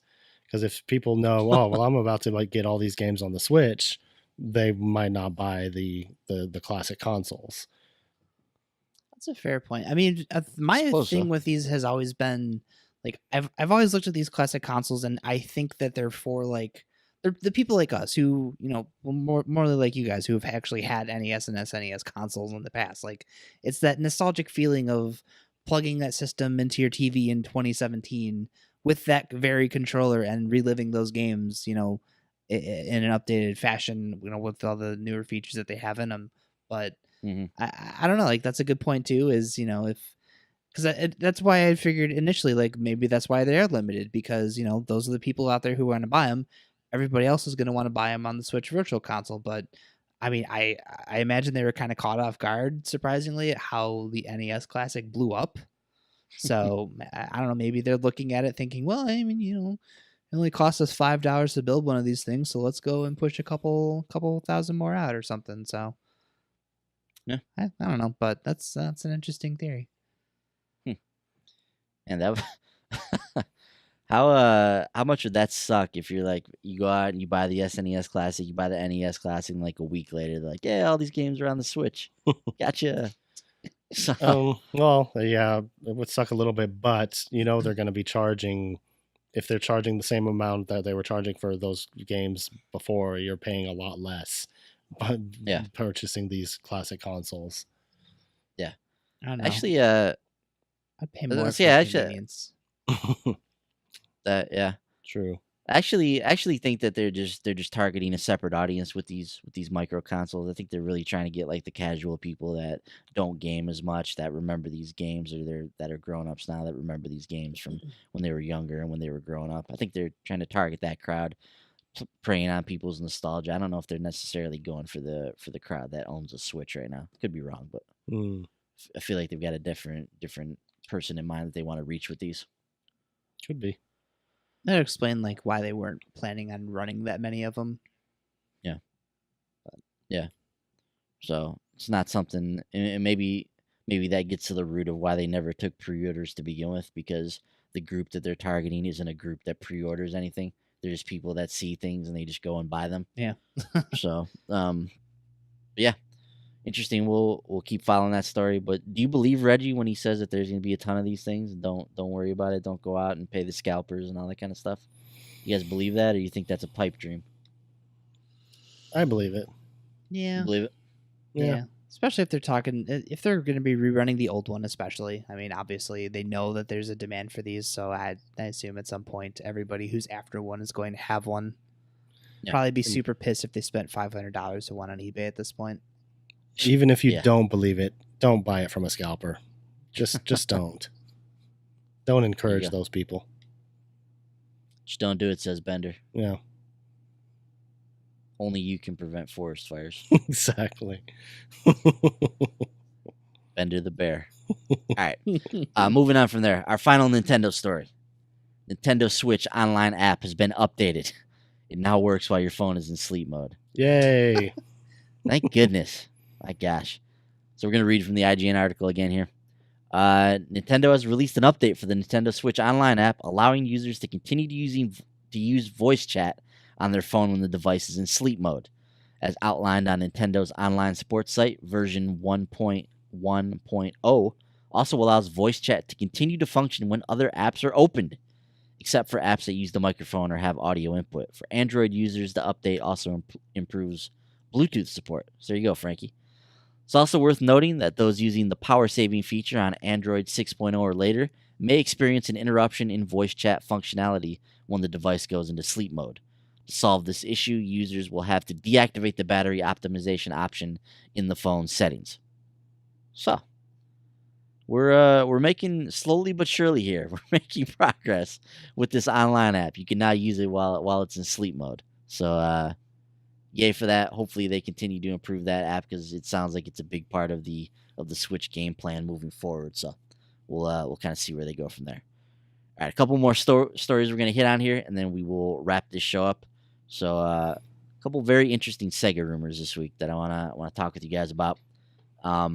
First and foremost, we saw this double pack for Bayonetta and Vanquish show up on a variety of retailers across Eastern Europe. So, apparently, and the interesting thing about this is it showed up at 3 different retailers, and they're all from the same region. So the theory was that maybe like a buyer or somebody who was supplying them in this region may have let the cat out of the bag a little bit early, because all of these 3 locations or these 3 outlets in the same region are all reporting the same information. So the fact that we have 3 different sources here is very, very intriguing. Franklin, how excited would you be to see the updated Bayonetta and Vanquish? We know they just remastered these games or re-released them for Steam on the PC. How exciting would it be to see these come over to PS4 and Xbox One? Seems like a no-brainer, right? Yeah, I would be running out to buy these immediately. Oh my god, dude. Vanquish is the one of the last backwards compatible games I'm still sitting here waiting for on 360. But if you're gonna remaster it, the hell with backwards compatibility. I'm gonna go and buy a remastered 60 frames per second Vanquish, and having a stable console version of Bayonetta, one without any weird issues. I mean, look, the Wii U is an okay system, but playing with that gamepad sucks. So being able to play a thing on a PlayStation or an Xbox, like properly, 60 frames locked, no weird problems or anything like that, dude, that is like the ultimate collection for me. Yeah. I mean, this makes a whole lot of sense. These games, the re-releases on the PC, very, very well received from all accounts. They are a fantastic version of Bayonetta and Vanquish that people have over there right now. So it makes sense, since they've already done the work, to just port these over to the PS4 and to the Xbox One in a 2-pack, nonetheless. That's pretty awesome. And the fact that we have 3 different retailers reporting this information, the fact that they just, re-release these games and remaster them or whatever for the PC, whatever you want to call it, I think lends credence to this thing that this could very well be a real thing. Now, on that note, Eastern European retailers also leaked a Shenmue 1 and 2 pack. So another dual pack from SEGA for the PS4 and the Xbox One. It's been leaked by this same group of people pretty much, and they're listing a 2017 window on this game. Frankie, to me, this also seems like this is just a no-brainer. Like, people are excited about Shenmue 3. Shenmue 1 and 2 have been out of production for a very long time now. Many people have not played this game. So in anticipation of releasing Shenmue 3, you would think that Shenmue 1 and 2, at the very least on the PS4, where Shenmue 3 is going to be, like, this pack seems like a no-brainer, right? Oh yeah, totally. Especially since that fan base is rabid. Like, they're demanding these games come out. Their people are going to show up and buy these games. No questions asked. So if I were them, this would have been an announcement I would have made sometime after 3 was kickstarted and well into production. Like, you have to do this. Like, you're going all the way back to the Dreamcast at this point. Like, these are games. You had the first one on the Dreamcast, the second one was on the original Xbox. Not exactly like critical, or not gonna say critical, but doing it again. I can never get my words right, but didn't do all that well, but it has a fervent cult following, and like that, it's an expensive game to come by because people don't sell them. Like, people get them, love them, keep them. So I don't think there's that many copies floating around. So at this, I mean, you can't go on a digital storefront on the Dreamcast or the original Xbox and buy a copy of either game. So I mean, this was a no-brainer a long time ago. Even leading into that project, even before the project got off the ground, it would have been perfect to at least find out exactly how interested people are in the franchise today. And if that thing sold like hotcakes, then obviously greenlight the third game. Don't even do a Kickstarter. Yeah, I mean, like you said, fervent fan following behind Shenmue, so it just makes a ton of sense for them just to go in there, get the remaster out. I'd have to assume that the work they would have to put in to remaster the game would be worth it for what they're gonna get in terms of the sale of that game. I have to assume that people would just run out in droves to purchase that, but we'll see. Looks like could be in the pipeline. Another game that's getting remastered is Okami. It's been confirmed for PS4, Xbox One, and PC. It will be out on December 12th, and it will also include PS4 Pro and Xbox One support. So a beautiful game that will look even more beautiful once it gets re-released later this year. Bender, how excited are you to see that Okami's making its way over to current-gen platforms, man? I think that's awesome. It's a great game. I'd be willing to revisit it. It's been a while since I played that game, but I really loved it when I did play it. It's very much a Zelda-like game. You've got these abilities that you unlock as you go through that help you to explore more. It's very, very Japanese thematically. I mean, it's based on a Japanese god, Amaterasu Okami. But yeah, and it is beautiful, like you said. It's got this hand painted, like, kind of watercolor type of art style that's really, really cool. I played it on the Wii originally, which was pretty interesting with the motion controls because you use this paintbrush to perform all your different moves. Yeah, I remember that. Yeah, so it's a really interesting game. I like it a lot. So anyone who hasn't played it, definitely check it out when it comes out. If you like Zelda, you'll probably like this one too. It's pretty cool. Yeah, it's gonna be out physical and digital for only $20. So sounds like it's gonna be a steal at that price. All right, moving on from there. Kevin Conroy, he has stated there won't be another Arkham game.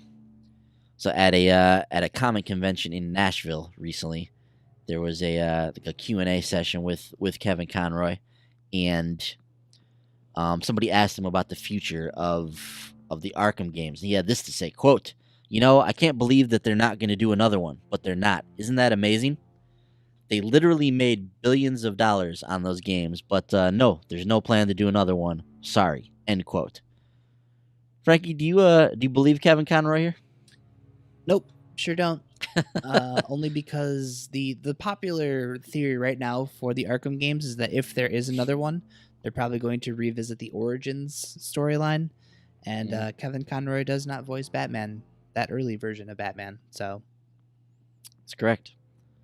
The interesting thing about that too is obviously when they were making Origins, they were kind of simultaneously working on Arkham Knight at that time. So Kevin Conroy was doing Batman at that time, and I remember there was a whole hoopla about when somebody had asked him a question about something else at that time, and he said he was Batman or something, and that's kind of how all the rumors about Arkham Knight, or what eventually became Arkham Knight, got started.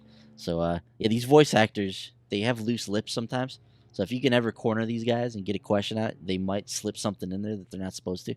But yeah, I think you're onto something here. Yeah, he might not be voicing Batman at this moment in time, but eventually, I think somebody's gonna ask him to step back into the cape and cowl in the Arkham universe or in some version of Batman. But I guess that's the other thing too. He said they're not gonna make another Arkham game. What if they did another Batman game that wasn't Arkham? Yeah. What if they kind of like a finished off Justice that League universe? game? Like a Justice League game, or just another version of Batman, a different take on Batman. What do you think about that, Bender? Yeah, I agree with Frankie. I mean, I don't know. I don't know if I believe of what a voice actor says. I mean, he's not going to necessarily have all the details.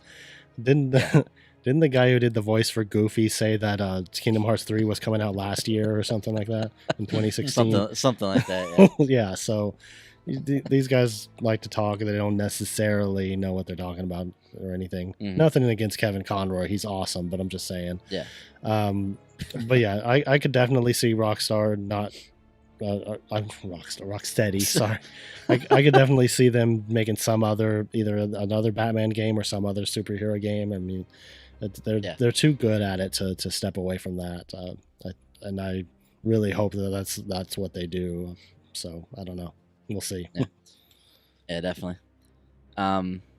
Yeah, I don't believe that the Batman franchise is finished. I'm not even sure I believe the Arkham franchise is finished. Like you said, Frankie, a lot of the rumors that going back to a different timeline in Arkham, but even then, there's they could do some more with the Arkham franchise after Arkham Knight. Not sure, but yeah, I'll be interested to see where that goes. Kevin, keep your phone handy. Somebody's gonna be contacting you at some point to voice Batman in a video game. I guarantee it. So, all right, fellas, moving on. Our final news story this show. We're going to tap into the August 2017 NPD rankings very briefly here. So, obviously, we've got the software charts leading the charge. No surprise here, Madden NFL 18 topped the list for August, followed by Grand Theft Auto 5, which, believe it or not, has now become the best-selling game of all time. It's hard to believe that it took this long for that game to get that moniker. It feels like here we are upwards of 4 years into the life of Grand Theft Auto 5, and it's just now becoming the best-selling game of all time. But best-selling game of all time, so congrats to Grand Theft Auto 5. Uncharted: The Lost Legacy, charting there at number 3. Good showing for that game. Splatoon 2 is there at 4, followed by Breath of the Wild. Rainbow Six Siege still hanging out there on the charts. Mario Kart 8, very strong showing for Nintendo here. Call of Duty Modern Warfare Remastered sitting there at number 8. Crash still in the top 10 with the Insane Trilogy, and rounding out the top 10, Overwatch. Numbers 11 through 20, we have Injustice 2, Ghost Recon Wildlands, Minecraft, For Honor, Black Ops 3, Agents of Mayhem, chiming in at number 16. Low debut for that game. Forza Horizon 3, Battlefield 1, NBA 2K17, and UFC 2, rounding out the top 20. Frankie, anything stand out to you on this list? How about this? Infinite Warfare, nowhere to be seen. But Modern Warfare Remastered at 8 and Black Ops 3 at 15.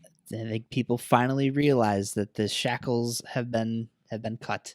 So I don't know. I think Madden's a strange way to spell Yakuza, but what do I know? I'm not an analyst. But no, I mean that's it's about what we expected. I'm surprised Agents of Mayhem even charted, to be honest with you, just because there was no hype around that game when it came out.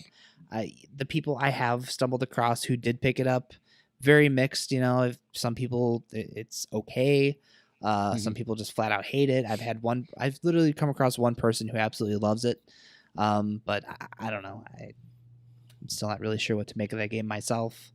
But yeah, I'm just glad to see like Injustice still hanging out in there.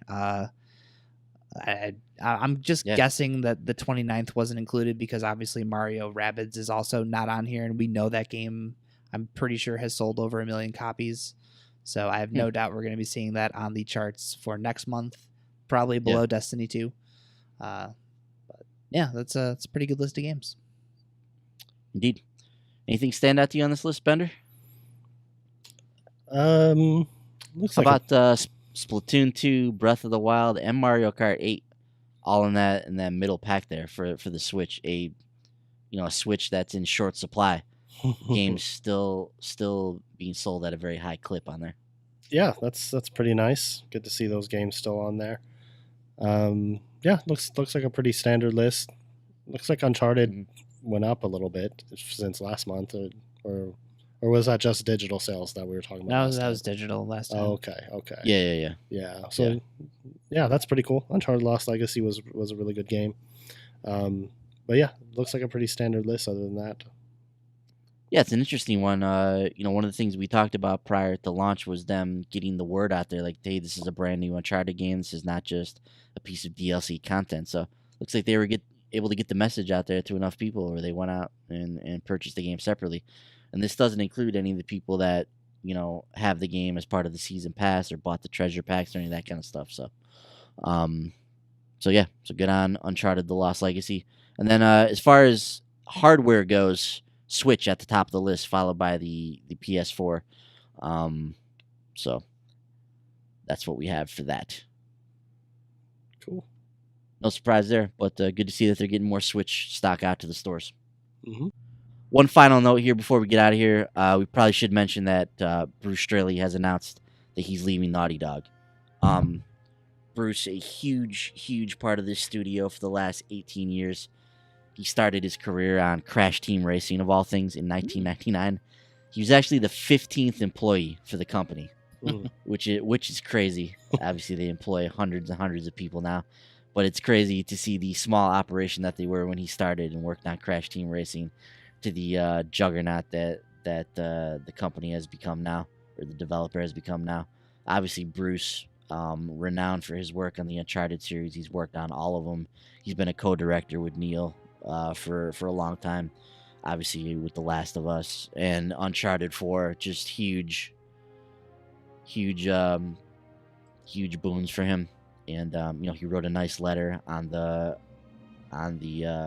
Naughty Dog blog before he kind of saying his farewells and reflecting back on some of his time with Naughty Dog. So definitely recommend that you go and check that out. But Bruce did some incredible work. He's made some of my favorite games of all time. Been involved with them while he was there at the studio. So I thank him for his work. I wish him good luck on his future endeavors. And Bruce is a solid dude. Frankie, you or Bender want to add anything? No, I mean, like you said, he's made some of the best games that I've played on the PS3. I can't wait to see what he does next. I don't know if he's going to stick to games or if he's looking at it kind of sounded like his time off, maybe he's found a new outlet for his creativity. So I don't know. Yeah, it was kind of strange. He took that sabbatical and then I feel like he hasn't been on that sabbatical for too long. Yeah, maybe time's just kind of flown by. I don't know. Yeah. But he kind of took the sabbatical and then sounds like he's just kind of like instead of coming back, he's like, this is probably time for me to get out, do something else. Maybe he wants to go independent now, do something on a smaller scale. I know a lot of people that work in the AAA industry, that's kind of the route they eventually want to go. So maybe Bruce just kind of wants to get in, do a smaller thing, spend more time with his family. Who knows? Yeah, but he's You got a resume like him though, like you're set. Whether you're going independent, he's an established name. At least in my opinion, those who follow gaming, you know who Bruce Straley is, his work. So I look forward to seeing what he does, and not that he'll ever listen to this, but thank you for all of your amazing contributions at Naughty Dog. Like it's also been really cool just seeing all the support from everywhere. Like you had like Sean Layden tweeting at him, you had all the different Naughty Dog faces, saying their goodbyes to him. It's been a very weird, because you never see that, like there's never a big personality leaving, and this outreaching of support and sincere thank yous from that company. So it's been kind of sad to see, I guess. Yeah, indeed. Bender, any parting thoughts for Bruce? Yeah, I agree with you guys. You guys nailed it. I mean, we wish him luck on whatever he ends up doing, and I'm sure he'll thrive in wherever he ends up. So yeah, he's worked on some great games, and I'm sure whatever he ends up doing, it'll be great as well. Indeed. So thank you once again, Bruce. Good luck on your future endeavors, man. You deserve whatever it is you want to do in the future, man. So, and that's gonna do it for the show, fellas. So beefy show here, a lot of stuff to talk about. So let's wrap this thing up and get out of here. Bender, where can we find you gaming, tweeting, all that fun stuff? You can follow me on Twitter at Bender_guitar. On PlayStation Network and Nintendo Network, it's me_Bender. And on Xbox Live, it's me_Bender82. Frankie? You can find me on Xbox Live, PlayStation Network, Twitter, the Nintendo Network, pretty much anywhere at Viper Strike. It's VYPRSTRYKE. Yes, sir. Write it down. Put it in your phone. Whatever you got to do. Mm-hmm. As always, I'll be not tweeting at Piccolo930. It's my PSN ID, as well as where you can find me on the Switch. Friendly reminder: the Tuesday night indie spotlight this week, Hidden Dragon Legend, on Tuesday night, 10 p.m. Eastern, on our YouTube channel. So make sure you check that out. Make sure you like, subscribe. Wherever you're consuming the podcast at. The podcast is available on iTunes, SoundCloud, TuneIn Radio, Stitcher, Google Play. So wherever you want to consume your podcast, we're on there for you. Obviously, we're here on YouTube as well. So like I said, like and subscribe to the video if you so choose. We'd like to hear some feedback from you guys, so definitely shoot us an email, podcast@shortpause.com. Whatever's on your mind, whatever you want to tell us, questions, comments, concerns, we'll go over it, read it on the show. Definitely reach out to us. We love hearing from you guys. Follow us at The Short Pause on Twitter. Make sure you come on over to the website as well, www.shortpause.com. You can follow all the content that we put up on a weekly basis. If you like the podcast, if you really like it, come on over to iTunes, leave us a 5-star rating. Let us leave us a review. Let us know why you like the show. If you're not quite ready to give us a 5-star rating, definitely hop on over to the comments of the podcast post. Let us know how you feel, or even better, send us an email, podcast@shortpause.com. Let us know how you're feeling, how we can make the show better. We want to make this the best show that we can do, that you guys listen to each and every week. Short Pause Gaming, we're available on a multitude of social media streaming platforms. So on Mixer, on Twitch, on Facebook, YouTube, on Facebook. Search out Short Pause Gaming. You can find all of our live streaming that we do on those various platforms. So that's going to do it for us, for Bender, for Frankie. Follow Brent as well, the Dude 1979, the Dude 79 on PSN, the Real Dude 79 on Xbox One. So for Bender, for Frankie, I'm Ben. Thanks everybody for watching the show. We'll see you guys next week. Adios. Bye. Bye-bye.